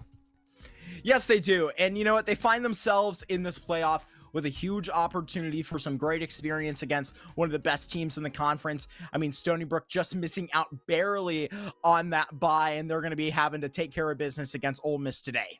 Yeah, you know, I haven't even gotten to take a look at the maps that we're going to be heading to for this best of 3. So let me just look over towards this. It's going to be Ancient, or no, Anubis. They haven't even done the map picks from what I can see. Okay, no, I'm definitely haven't gone. I wouldn't be surprised if it was one of the two of those, if we're being honest. I think it was Inferno, Ancient, Anubis that I heard from our producer. I might be. I'm gonna have to wait and see. Oh, Inferno, Overpass as our first 2 maps. So starting off on Inferno and then Overpass as our second map. That is a complete change of pace from what we saw in our first match today. Yeah, so I can't wait to get into this one. Obviously, Stony Brook, they're mixed up of a very, very good bunch. Maybe a little bit more experience, question marks on the side of Mississippi. But when you have this pool pop up, honestly, all bets are on the table. I mean, you know, the pool is not something that's been very strong as a Counter-Strike 2 concept anyway. When you're really just getting into the stretch here, you're into playoffs. But then again, Old Faithful, you're back on Inferno, looking a little bit different. Okay, I was a little bit mixed up because reading this text chat was a little bit wild, but it is going to be Ancient map number 2 after this one. Overpass is the 3rd decider map, so getting down towards that overpass is going to be quite the ride. And starting off with this pistol, Stony Brook in a 2 versus 1. Low HP is Dagger Scythe. Incredible name there, I love it. But 8 HP, a lot of work to do around this corner. Full HP for Stank Lord. Dax down to 62. Head on a swivel. Watching this one. He's just eyeing down his opponent and gonna lock down that first pistol round. Very, very nice. And that is what you love to see. Stony Brook continuing on their domination here into Inferno. And they're going to start off on this CT side. Obviously decided from the knife round then on it. But honestly, you know, we can talk about the statistics all we want. I mean, T-sided it was towards the end of go, but really been tossed up here into CS2. Honestly, if Ole Miss are to have any chance into this one, they would have a really good one on T-side Inferno.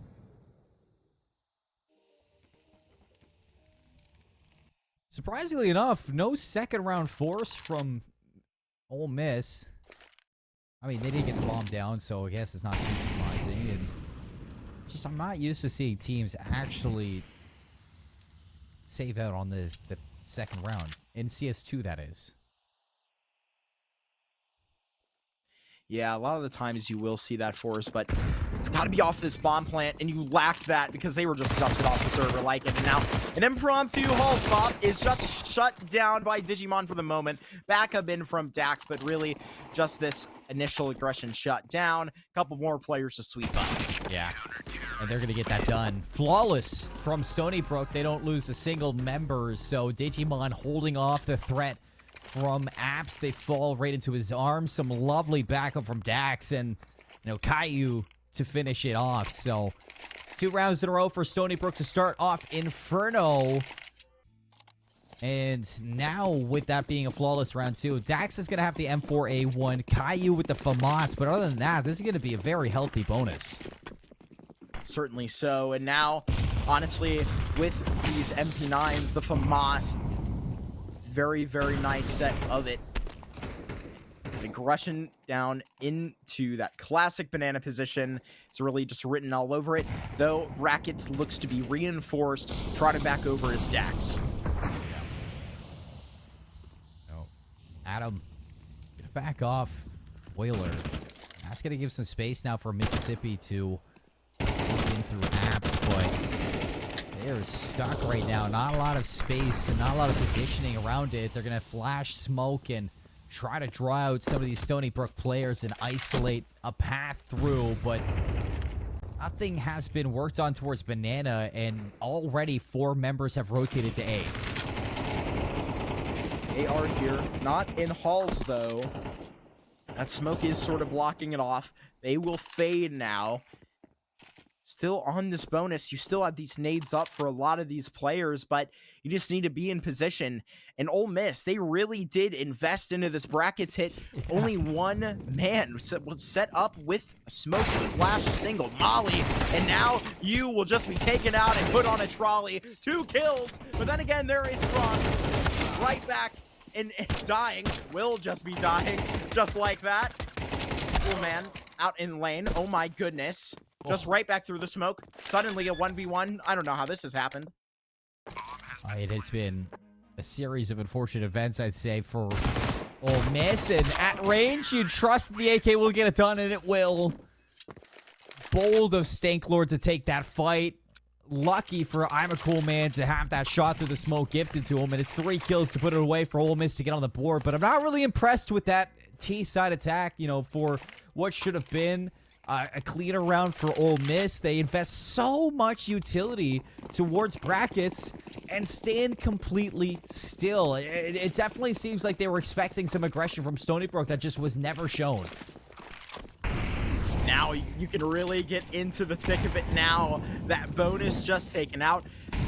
Ole Miss, they have responded. Stanklord, now with that MP9, you can get aggressive down here in Banana, but down here in the corner, just jumping in the air.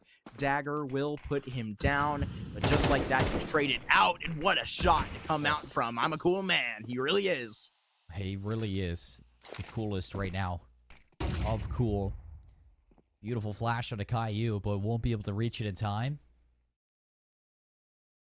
Great positioning to be in for a one and done, but Caillou's not going to stop there. Smoke's going to get dropped towards Boiler. A push through towards Arch. Not sure if they want to rotate through CT, and if they do, Dax waiting with the M4A1. Some nice shots. Caillou's reposition. That's the second one. Dax spinning around his spawn. It's going to find a double kill, almost a triple. Dagger Side's going to keep this round alive, but with 10 HP, how much can he get done? A player rotating all the way through Library, and that is going to be a nice cleanup for Digimon there, and a Khalil to pick up.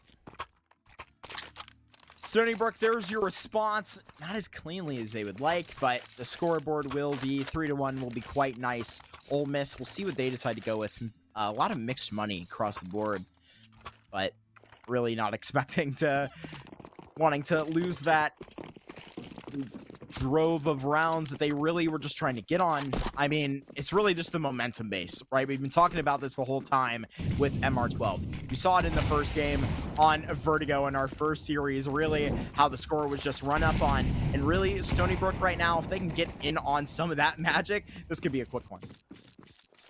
Stanklord's been feeling himself through Banana. And the aggression from these SMGs has left Ole Miss with not a lot to work off of. And they are a little bit terrified on what to do, where to go, and how to achieve a site hold. Deagle for Prague, Deagle for Dagger Scythe, and the scout's going to be brought out for I'm a Cool Man, who has been quite lethal with these guns, 6 and 3, but you want a cheeky angle here? It's going to have to be a deep push, but a flash out to clear brackets and nobody there. Luckily for Ole Miss, they avoid. Could have been a little bit of a blunder. Cool Man has had a lot of that success so far, but really, nobody given them the opportunity for it. I mean, Stony Brook, they're disciplined. They know that they could be even swinging into a deagle, probably not expecting that full scout, but they don't want to risk anything. But he's going to group up. Ooh, hand is spotted by Prague, but it seems like Stony Brook, no. Dak spraying through the smoke. He's got backup. The boost up from Stanklord, and that's going to be hard to deal with, but I'm a Cool Man hits the shot, removes the player off planters. And that is all that Ole Miss are going to get into that round. It's 4 rounds for Stony Brook, a 3-round lead. That's very nice. 2 double rounds right there. Can they break the cycle and keep this thing going?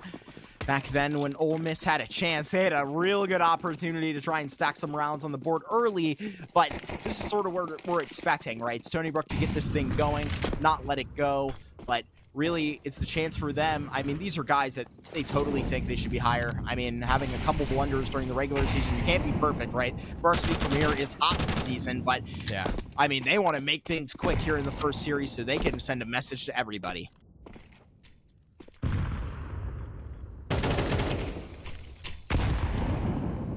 Tracking control has been quite a complex enigma. It seems that Ole Miss have been struggling to solve, but that kind of is a nice swing there from dying onto Caillou, untraded, so that gives them a little bit of space to work through. Seems like they want to continue on. Dak is here to trade out. Oh, And what? no way that shot lands onto I'm a Cool Man. Very unfortunate for Ole Miss, but it's not going to stop them from continuing to pour out from apps. And Dagger Scythe is going to make this a 2 versus 1 on 2 HP to Dream.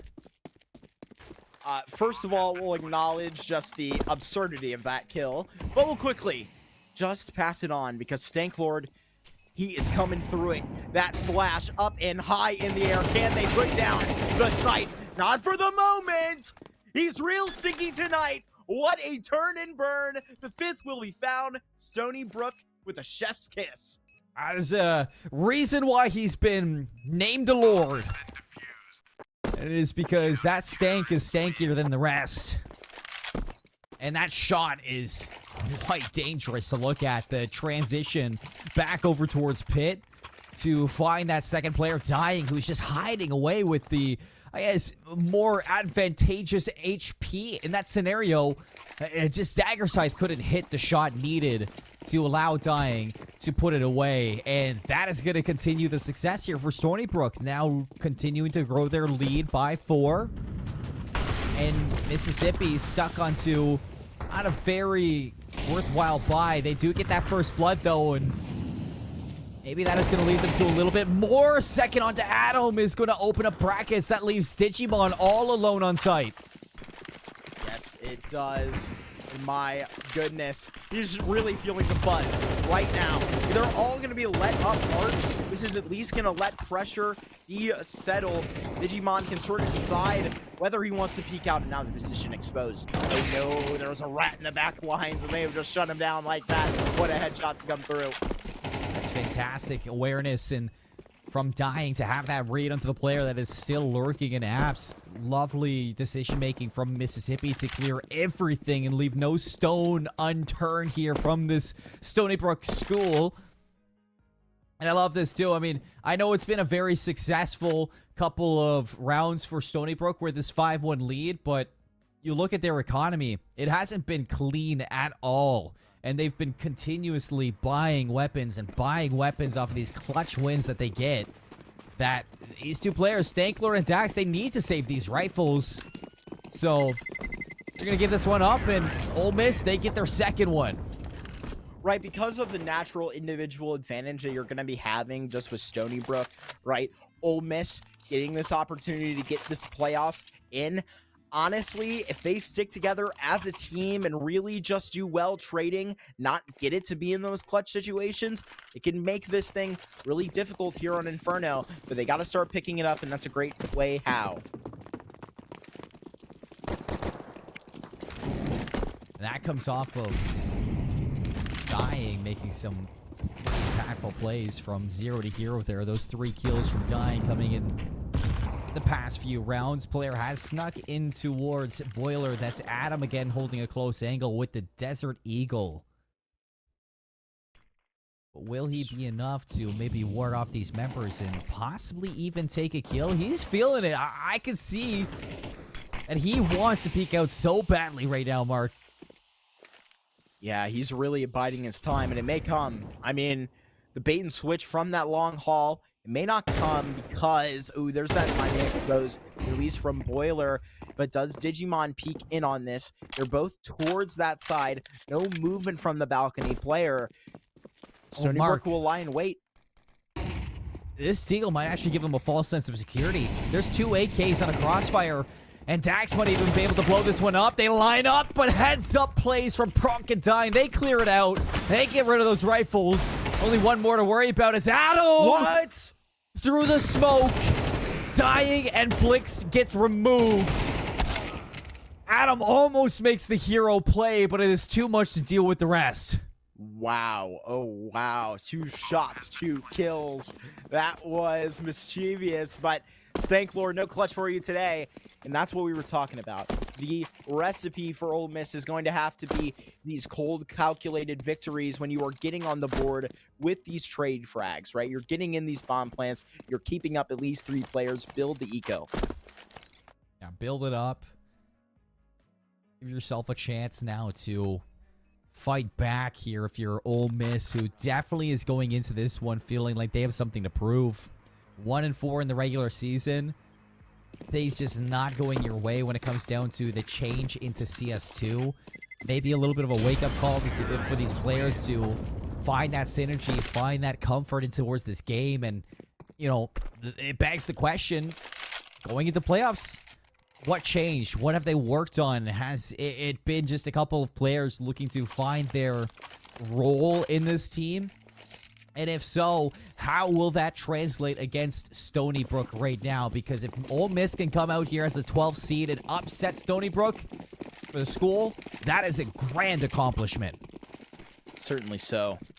Now just up with that 1 rifle right now. You can at least sign that check for the 4th unless this thing gets complicated. Just like Avril said. Just like in the first map. Ain't that right? We're back already here, and that is exactly how it starts, Seymour.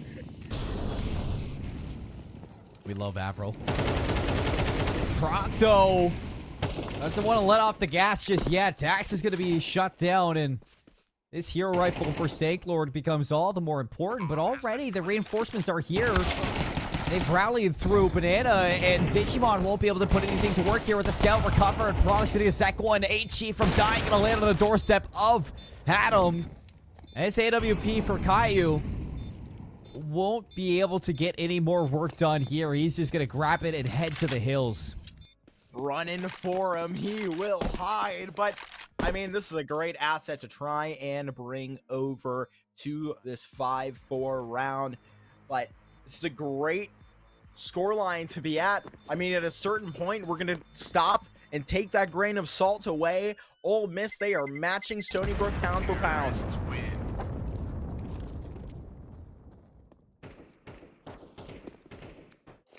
That is exactly what you asked for if you're an Ole Miss fan.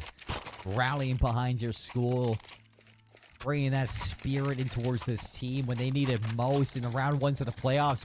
Teams may have counted them out. A write-off, you might say. The 12th seed, who's going to worry about that? And right now, Stony Brook, it just doesn't seem like they were expecting this much fight back from this Ole Miss roster. Maybe stunned, surprised at the fact that they're putting up this much of a fight, but and have to show them the respect now that it's been gained. Oh my goodness, Pronk. Now the latest member to try and get into apartments here. Fighting with Boiler. Adam will just get flamed out. That's a big asset to take away, though. Apartments will not be that for the CTs. They'll be free to give it away, but look at all this control they've gotten on Carr. I mean, Dying, he could really just mess around and try and make some damage happen, but they will just be modest. They know who they're going into. They know not to go overzealous because they know if caught slipping, Stony Brook will pounce. A lot of damage there onto Pronk. They're walking right in towards this crossfire. We've seen them pick it apart back over towards brackets, but last time is a little bit tougher here. They're going to drop the smoke, and with 36 seconds left, I mean, you don't have to go here, but you have to be decisive if you want a rotation. It doesn't seem like they're going to rotate. So let's go. They smoke off site, put all their focus over towards Church, and that's just what Dax wants. He's ready to dance. He is exactly going to send this team into a downward spiral. Stanklord on the backside sprays down the rest. The help from Digimon is going to find some vision. And Stony Brook, they ward off that danger. A flawless round to take home.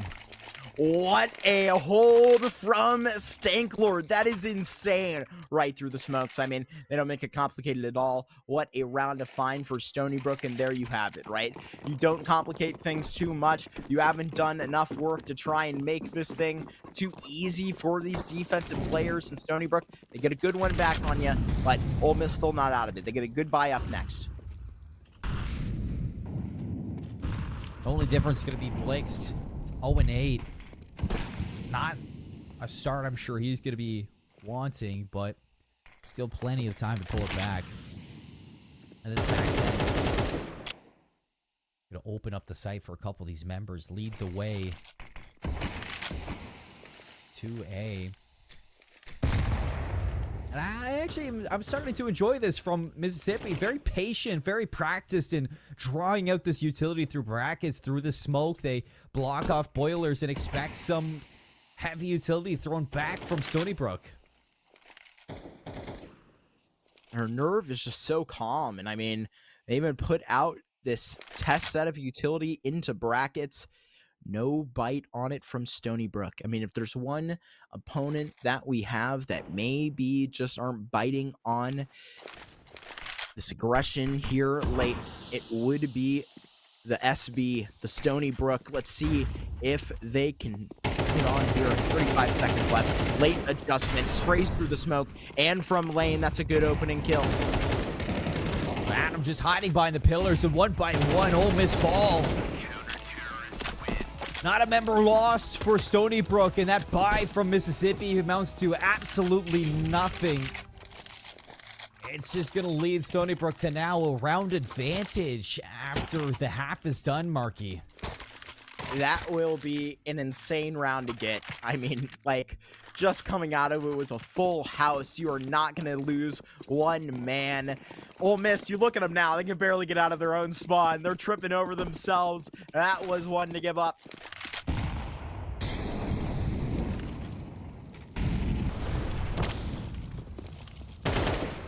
Hopefully ending it on a high note here for Ole Miss. Looking for that fifth round that has been evading them for the past couple. Lots of damage from the HE. Pronk is down to 11, and look at that. He's lost 2 members back over towards A. Ole Miss have been completely shut out of this round, but Caillou, a little bit overzealous there, is going to give him his life, and possibly a second now from Dagger Scythe. You look at Pronk and Dagger Scythe with a combined 24 HP. But it still leaves us into a 3 versus 3. Yes, it does. And now, just with Stanklord over here on this B site, he can just back up. This position that he takes is a good one. It's meant to get 2. This man needs to hold up his high standard. 1 would be great, but he knows the job. Stanklor with flash, hoping to keep these members at bay. The rotation already inbound for Dax. Oh the my crossfire goodness. is set, and the trap card is revealed. Stanklord and Dax not allowing anybody on site. And it is round after round inside of Stony Brook towards the end. Just pure comfort in these flawless wins. Mississippi, yes, they cracked the code for a moment. But eventually, when Stony Brook recovered from that and stabilized in towards that half, I mean, Marky, there was no way back in for Ole Miss. No way at all. I mean, that is insane from Dax. Just spraying them both through the smoke. That's got to be frustrating. The HP allows it to happen, but my goodness, you know, we're highlighting the position on the site by Stanklord, and he only ends up having to do one. It just shows the teamwork and highlights how successful they've been on all these individual plays.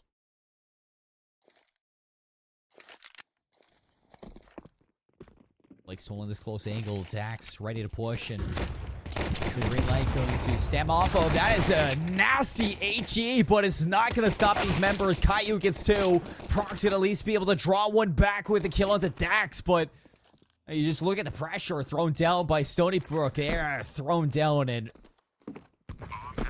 not able to get back up. 2v4. Oh my goodness. Caillou, wow, that is his third kill in towards this round. No, fourth kill. Caillou playing for the ace, and That's they give it to him. Swag like Caillou. That is how he picks it up. A nice ace, a nice number 9. You can't get on to a better T-side start than that. What a scary force to have to deal with. I know that Mississippi were really going large in these team situations where they were really not letting it down, right, to just one player. They were trading effectively. That is the complete opposite. It's unfortunate, but an individual like that is hard to stop. You can't really fault him too much. Not at all. 9-4 we go, Marky, and things just keep getting a little bit worse for wear for this Mississippi team. Now stuck with the pistols. They group up all the way down Banana, and Caillou, the collateral, goes for 3. Not going to hit it. And Dying finally puts it to rest. 3 versus 2 when the dust settles. Nothing for Blix to recover. Khalil for Dying, just continuing to walk on down. Another kill, that's Bomb. But hiding in the smoke, Digimon continues to keep this in an advantageous position. Blix, it would just take one bullet for him to get blicked here. On the other side, 12 HP, the knife is out. Oh, he will just sway away from him. They have met up. I believe that bomb has been stolen away. I thought that was farther down the T ramp, but Blix does have this AWP, so honestly, surviving, great plan. Yeah, honestly, I thought that bomb was deeper, and I think Blix thought that bomb was deeper too. And yeah, I mean, now deciding on where to hide. Maybe where to go to eat for dinner. Looking over towards the restaurant menu I saw. What? Probably some great options in Inferno, I'm sure. I think we're honestly, smack dab in Italy here, so. I was going to say, doesn't get better than that. Well. Honestly, I agree with you. Honestly, Yeah. I agree with you. So if you're about to correct yourself, honestly, there are some. There are probably thinking about it. I honestly, you know, it's been a long day, Castle. We're getting hungry over here. I would take a nice slice of pizza from that pizza pie right there.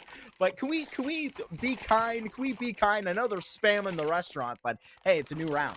Yeah, it's a new round. It's a new day, new dawn. And Stony Brook, I mean, they are elated right now with their performance. 17-7 from Dax, 16-8 from Caillou. Digimon, Stanklord, Adam, I mean, they've had their moments, but at the moment, they're just along for the ride. Dying on the exit, he's going to drop that molly at the feet. At AWP, that was recovered from I'm a Cool Man. Going to make quite a lot of noise. The no-scoop, not going to find that kill. And Prox going to recover this one. Almost finding a second one is Dying, but we're in a 3 versus 3 with Bomb down. And honestly, a good opportunity for Ole Miss to sort of step up right now. If they can get one retake victory, that will earn the respect by Stony Brook. Right now, this would be a difficult one. Inferno, notoriously known for these sites and how hard they are to pry open because of guys like this. These angles can just be exposed, double up, and it's already 11-4. Yeah, you blink and you miss it. At this point, I would say for, Ole Miss, I thought they found their groove. Their rhythm was looking fantastic back on their T side. And it all just got swept away. I'm not sure what changed from this team. It's just... I honestly, I think Stony Brook just stopped playing around. And they're very serious in a lot of the sites that they're taking, but a non-factor to them is I'm a cool man with that scout. Opens up the round with a kill down mid. When he keeps looking, but Adam, he is pushing. Adding 2 to his pushing. Oh, making a third. This man, he will just put you in the ground. This is unstoppable. You have just got to be proud if you're a Stony Brook fan. I mean, oh, what? Blix, that is unfortunate for you. Scroll wheel going crazy, but Adam will take it. That's a beautiful 4K. Lovely 4K coming out from the team. 12 rounds for Stony Brook. Now a chance to put away Inferno. Mississippi's got to make the impossible happen right now to steal this one away. And with this buy that I'm seeing, an XM on Prong, Famas for Dagger Sight. That Famas didn't treat him well in the last. I'm not sure it's going to be the difference maker here around, but I am open for him to change my mind with the boost up over towards Planters we saw for Dagger Sight.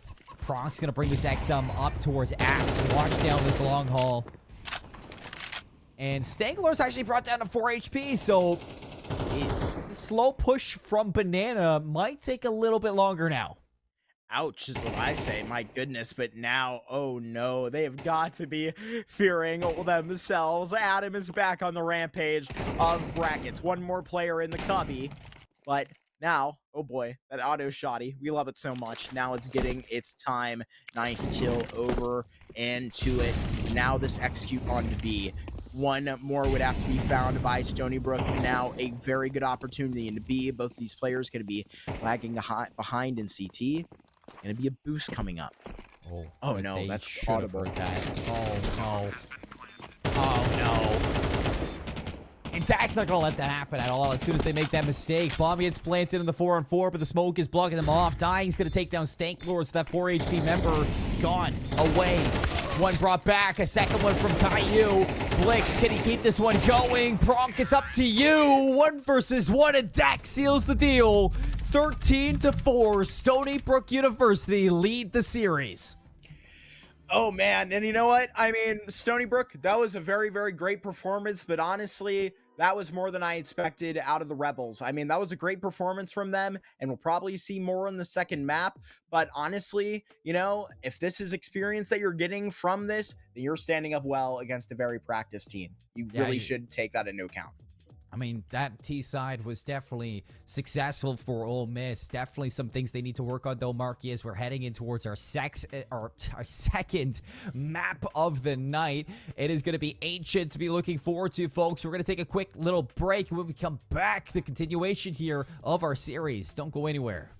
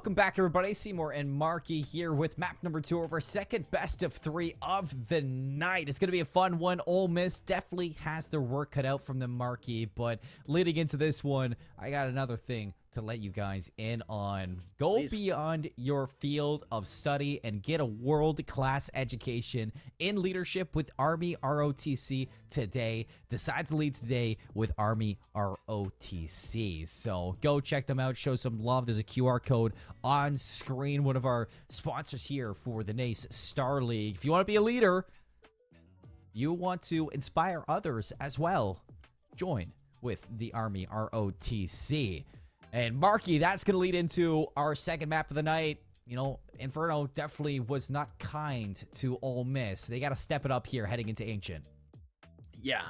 And you know what? During the break, you were talking about how it's an unfortunate situation. I mean, when you're playing, you know, one of these top teams in Varsity Premier on, hey man, you just got this new rendition of Inferno, but you've been playing, you know, Inferno since you were in diapers if you're a CS baby. You know, this map has been around. These guys know what they're doing. So honestly, the fundamentals were there. The teamwork came in flashes. So honestly, if they were to get off on a good start in Ancient, you could see some of the same thing. But honestly, this should probably be a nice 2-0. But I'm ready to see them go pound for pound. Yeah, and you know, you look at Stony Brook coming 5-1 out of their group, the East Conference #1, with teams like GMU inside of that conference, teams like Fisher College inside of it. That's not a really easy group to go 5-1 in, so really respectable. And the fact that, you know, after winning this series, they have a chance to, you know, play GMU again, who actually was the one loss that they did get inside of this group. They ended up beating Fisher College. Yes, they did. And that was a big win on it. But right now, one man down on it is the Scythe himself. But now the P2K will be walking around and Dax will just shut that down up close. Yeah, up close. And now these USBs looking to bring it back to the Doolies. Love me some Doolies. They rip and tear right through their opponents, and Stony Brook begin where they left off. And woohoo, the Cowboys will love that one. The Doolies just going out today. I love that from the range. Out of Stank Lord. Such beautiful, beautiful shots. It is music to my ears, Seymour, but a beautiful pistol round at that as well. Beautiful pistol round once again from Stony Brook, and that is just continuing to grow their confidence here. Smoke preemptively going to be thrown out from Dax, beats it out, and they go head on with Stony Brook, and Ole Miss, they just get cut to pieces.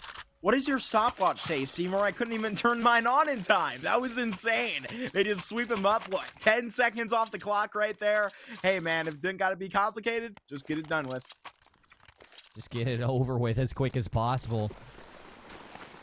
I love that, too, from Ole Miss. They know what they need to do, and it's get these rifles in their hands as soon as possible. Although, 4 smokes out and 3 flashes. That's what they're cooking with this round. Nothing to hold back. Stony Brook from just running onto A with this MAC-10 and shredding, making Swiss cheese out of Iowa Coleman. Oh, my goodness. Now into this 4v4. Tough ends for Coolman, but now could it be? Oh, I was about to say it will be rough beginnings for these guys. As now Pronk will just have to get out. Dax looking for the exits. We'll see if this 1M4 is actually able to be saved. It's just nothing can stop this Stony Brook team right now from Ole Miss. No matter what they throw at them, it's just not enough. And whether it's the utility, the guns, or even a first blood out of it, Stony Brook, as soon as they knock at the door, they're welcome to walk through that door and never leave. So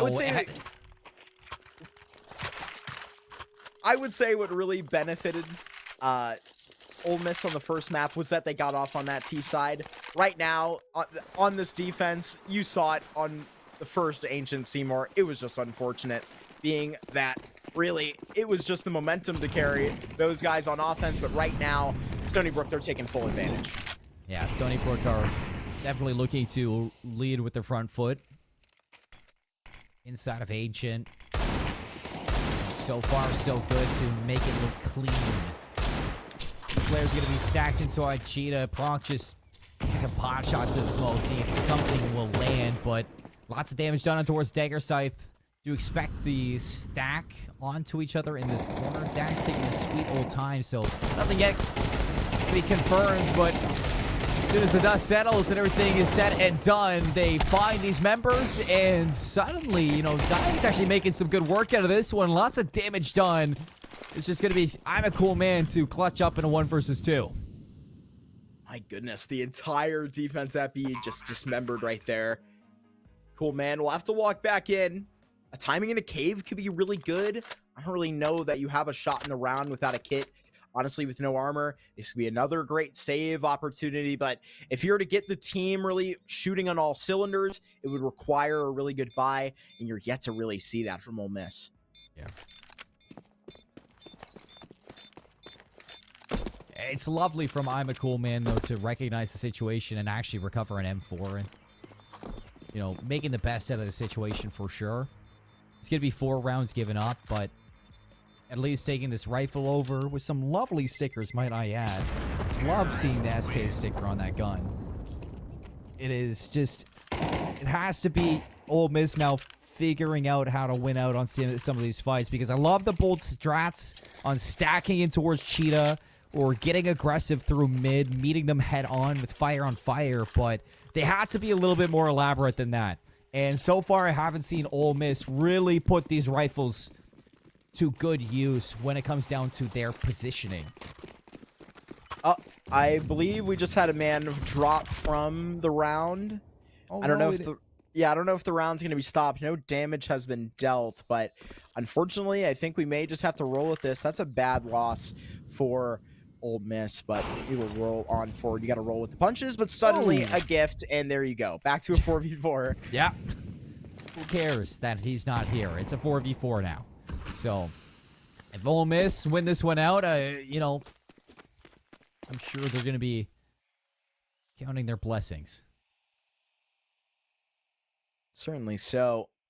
Caillou still up with that big green. And honestly, if you're to take out any man as that first blood, Stanklord is a big name to find. I mean, obviously, all these individuals, literally all of them, can be a human highlight reel. We saw a moment from everybody on Inferno. Just set them up and they will do the work. Digimon, we saw the contentions of this house position on our first Ancient match, but really it felt like 2, let's be honest. I mean, this is such a contentious position and you just win it right there. I mean, this is a one-man army in middle. Yeah, Digimon's going to have some good standing there. And Proxy to draw him back, though, so that's going to put us into a 3v3.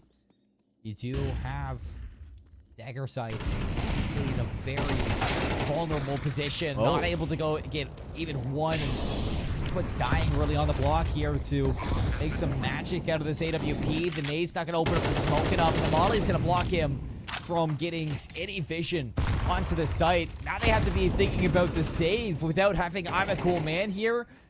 Starting off on such a disadvantage. I'd be surprised to see them actually give this a shot.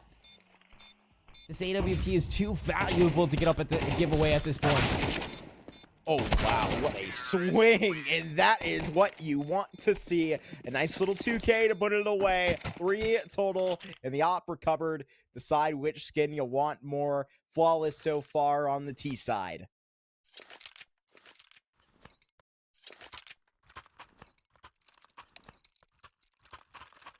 Here's the pause. Here's the pause. That's a very unfortunate happening. I think we've seen that a couple times in our first series tonight. I don't know, man.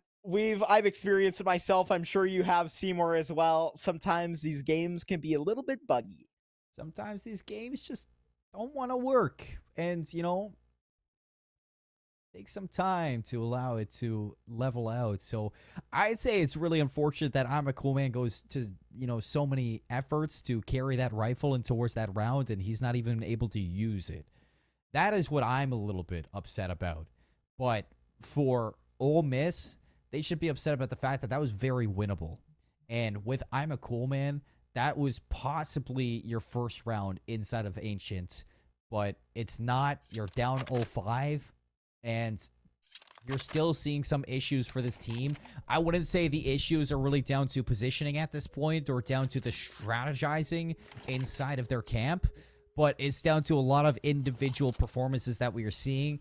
Not a lot of success when it comes down to these one-on-one fights, especially when they're doing, the work to isolate them with utility, and that is allowing Stony Brook to get away with a lot of fortunate mistakes for them. And as soon as you give them an inch, they're going to take the whole mile, and they're not going to turn around. They're not going to have any remorse. They want to get through this series as quick as possible. Certainly they do at that, but I think we are hearing from Stank Lord that they are dealing with a nice little standard PC crash, nice little blue screen to pop up. Hey man, it's not the red ring of death, but it is the equivalent. It's unfortunate, but we'll get them back ASAP, and there you go. Casting him back into the game. But yeah, you're exactly right. I mean, what a round for it to happen in, and now they're going to be able to get up these guns, but honestly, somebody can return theirs. He's got a lot of money. Drop somebody over.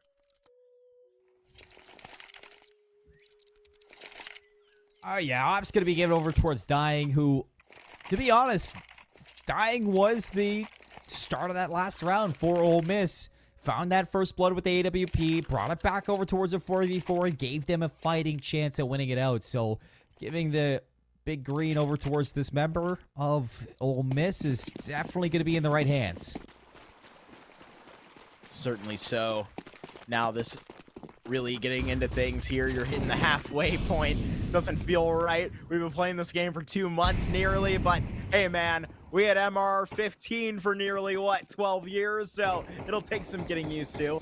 But yeah, right now, you really just gotta make sure you really take every moment. This one round at a time mentality has just got to be stretched out even more. One moment at a time. You got to segment these rounds then into different levels, and right now you're into the next act of it, right? And now you're getting ready for the third. Let's see what they're cooking up. Oh, already into the third. I mean, that is a ramp up and a half. It's a short run time. It's a short run time. Hey man, some script issues, some writing issues maybe. We hit some bones along the way. It was unfortunate. Well, for Ole Miss, let's see if this writing is going to be to their favor. They have Dying now rotated over towards A. The op is going to be watching the push through A main. You have I'm a cool man on the cross. So if Dying needs to fall out, he does have some help. The smoke's going to block off tempo. The slow peek, and Dying doesn't take the shot. Stank Lord's going to transition into a second one, and I'm a cool man falls, and one by one, Ole Miss once again get denied this round. Asleep at the wheel, and now Dax is the real deal. What a spray to get that 6 up. And Stony Brook, they just keep on rolling through the Rebels.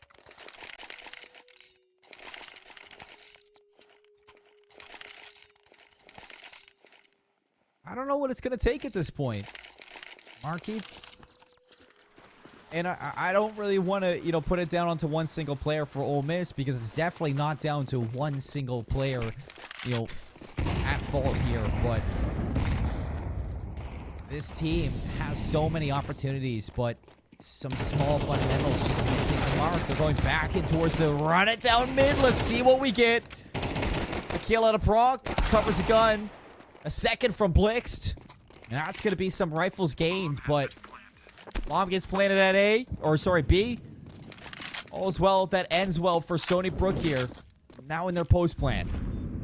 I think I knew what you were kind of referring to. There are a couple players that maybe individually their marks are just unfortunate, but I mean, really, it's just all added up into one real pie, right? You can see the whole thing, you chop it up, and really just the individual marks are just an ingredient of it. And now Caillou, oh my goodness, just adding another one to the reel. 7 found. These guys got somewhere to be. Seymour, they're trying to run this thing out.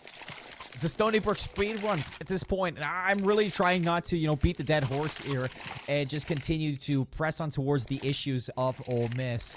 But I mean, really kind of pulling for them to make this comeback, because getting towards the playoffs, like we said, this is where you want to bring your A game, and I'm looking towards, seeing how they do make these adjustments to beat out onto Stony Brook. You're going to have a Swag 7 in the hands of Blix through mid, so this is going to be interesting. He's going to pick up the pace and see if he can beat out some of these members, but Dax should be getting some audio cues. He's going to get flashed out. That is a good cleanup there. A second from Adam, a 2-for-1 trade. Dax unfortunately looked like he lost his footing a little bit, but quickly traded out, and it was a nice one at that. And there is finally an aggressive response from Ole Miss. This is this calculated aggression that you need to have on really an entire team scale across the board, and now that system will fail. When you have one man, you're only as good as your weakest link, and unfortunately you were just caught out in that situation.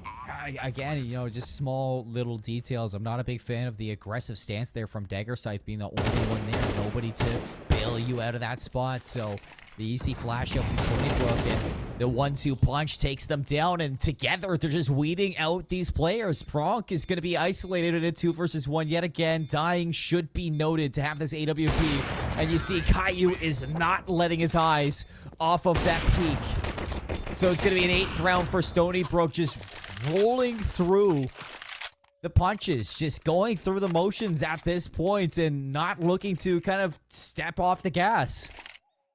Yeah, and this is playoffs, right? I think we forget that. I mean, obviously, we know the seed difference. We know the situation, but Ole Miss, I mean, this is just an unfortunate situation that you find yourself in. Now, you see another point where, I don't know what Blix is cooking up here, but Stank certainly, he has answered for something. What a spray transfer, but I see this Mag 7 aggressive in middle. Not really sure what's happening there.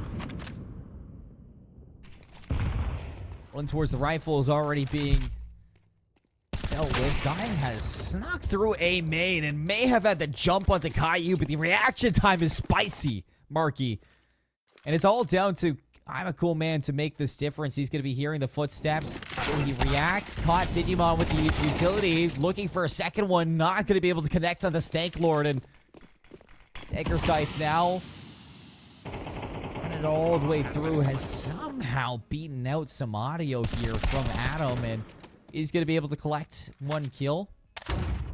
And a 1 versus 3 for Daggerscythe. This is going to be tough again to clutch up. Time taken away, and Dax is just so confident in swinging these ones out. They can do no wrong at this point, Marky. And I kind of spun up the conversation of Kansas City in our last game, in being sort of a revenge run for them heading in towards round 2. It's the exact same for Stony Brook heading to play GMU, the Patriots, in their second round match possibly here. Beating out in Mississippi in such a confident way is going to lead into the only team that beat them in the regular season. The Patriots were the only ones to defeat Stony Brook. Yeah, we got to cover George Mason earlier on the varsity premiere, and they really are the real deal. I mean, that would be quite the contest. Oh no! I mean, we're reminded that we released the varsity premiere in North America. I'm a cool man. Again, good for 1, but can't succeed onto the second one. We are in towards the 2 versus 2. Brock should get some timing here and will be able to lock down that kill onto Digimon. It looks like Caillou looking to make some heroics out of this AWP. Making his way around, spots out of the head. Now, the information will be there on where this last player is. Kiyohardis Ansu through this AWP. You can! Caillou make a mincemeat of these two. Nice shots with the up. Puts double digits on the board for Stony Brook. And that's exactly what I love to see. You know what I would love to see? Personally, is if we got Aishun and we got Caillou, we put them in a 1v1 server. These oppers tonight, Seymour, are going nuclear. I mean, really, in these 2 playoff series, we have seen all these guys come out to play. Even there, a couple of times, we saw some really, really good angles from the Rebels, but it was just not enough. Not enough for this team. What will change? Where will it change? And, can Ole Miss, end on a little bit of a high note here with the rifles back in their hands? Only 2 flashes, an HE, and a smoke. Pause is on for the time being. It seems like Dax is left the building. Dax has left the building. So, waiting on that to get situated once again. I will talk about a couple of these players, too, that I've been very impressed with from Stony Brook. And put a little bit of a highlight on them because, like I said, this 10-0 hasn't been all at the fault of Ole Miss.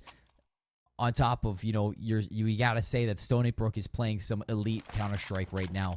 Just going through the motions, not really getting over-aggressive on certain angles, really playing fundamentally well as a team, and that is not allowing Ole Miss to really gain any traction throughout this game, really find any success. It's just because Stony Brook is just playing on top of their game. They're truly bringing their A game right now, and it comes behind, players like Caillou with that AWP 12-1. You cannot overlook that whatsoever. Or Dax even as he returns to the server 10-4, being an absolute beast with these rifles.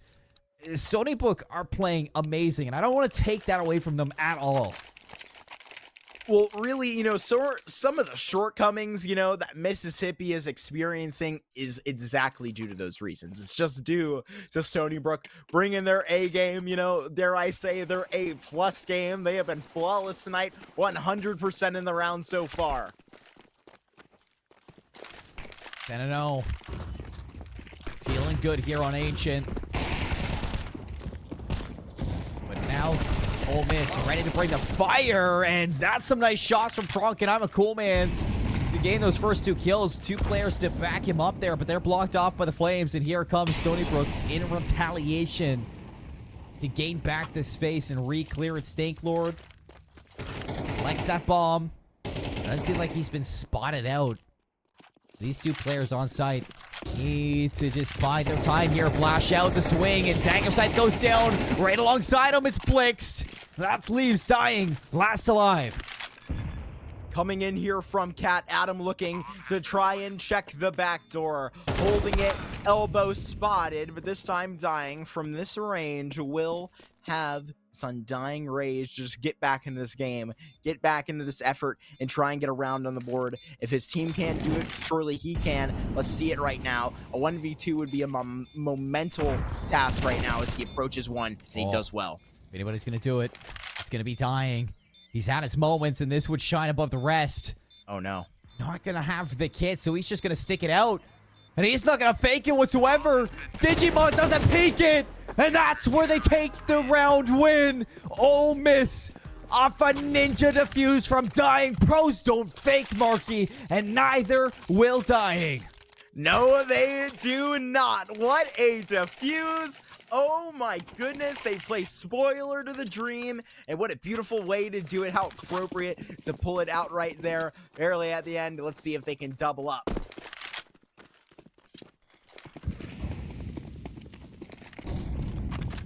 Let's see if they can put a second one on the board. Like I said, end this half on a high note. Blix has got the Nova, and he knows when to gold right now. Through Cheetah at shotgun, just looking to hold off that space. Braun's gonna take an HE to the face, but it's only gonna do 17 damage. It's Digimon that you have to be worried about. On the other side of the smoke, it's opened up, and there's an AK to knock down your first member. The auto shotty, you know what you're getting yourself into, Adam. Oh boy, can you spare yourself from this fate? Now it will try and change positions. Blix, he is trying to get jiggy with it, but now they will just try to take their time. What an entry. Adam knows. He's a knower. That cheeky Blix has been in that spot with shotguns time again, and that first round was solid, but it doesn't seem like they're going to be able to double up here. Marky, Stony Brook, they may have had a little bit of a lapse in that last round, dying, clutching up to put one on the board from Ole Miss. But other than that one round given up, Stony Brook's 11 stands tall against the rest. Man, oh man. Stony Brook, they look to have a nice rendition. Oh boy, I see Dooley's flying through the air. Seymour, that gets me excited.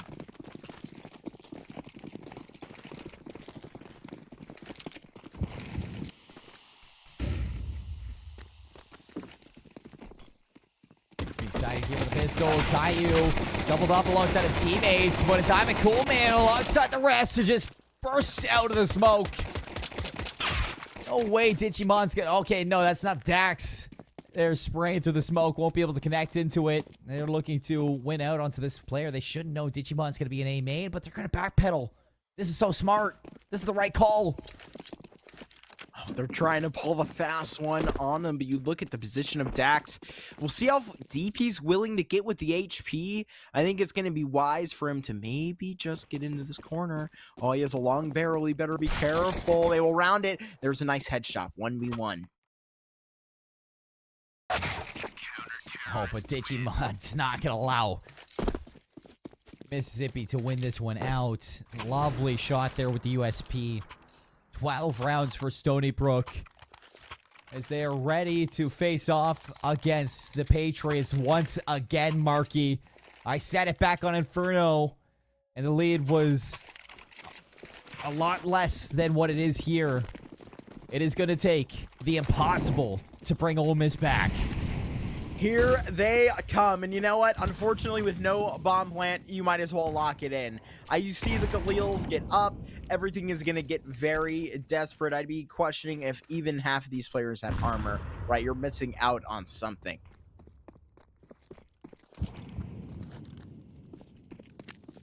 They got to do everything they can to stay alive right now. Nothing given up at this moment. The Molotov from Digimon. That is going to ward them off for the moment. That stalls out the clock. But it won't stop them from looking over towards A. Digimon's repositioned. And how much damage can this SMG really do? Well, there's the first one. Without that armor, it's going to be tough to stand up. And Prog, what a shot there with the Deagle. Dax next up to bat. And this M4, it shoots a little bit different, especially when you got Caillou on your wing. Here comes Stony Brook. All members ready to march forward and take their place with a date against GMU in round 2.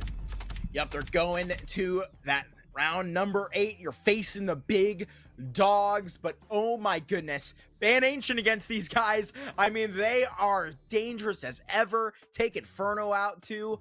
I don't know what you're going to do. Pick your poison against Stony Brook. That has to be what you're resulting to. But wow, what a series. What a series indeed. You know, I'd say Ole Miss, I was loving, you know, seeing the different strategies coming out from this team. I did say, you know, I don't want to take away from Stony Brook, but I will, you know, highlight Ole Miss a little bit in this one. They had a couple of shortcomings, a couple of, you know, lackluster performances when it came to some players, but you cannot pin it down onto one single player. Change in CS2 may have shaken things up a bit at the core for this squad. Just not able to get the ball rolling here inside of the NACE Star League. They're the 12th seed going into the playoffs, and they are going to be eliminated inside of round number 1. But I'm excited to see how this team turns things around the next time I see them. On the other hand, Stony Brook, they come into this knowing that, you know, they have GMU inside of round 2, the only team that beat them in the regular season. So quite like Kansas City, Marky, they had a little bit of revenge on their mind, and now they have a chance to make that happen.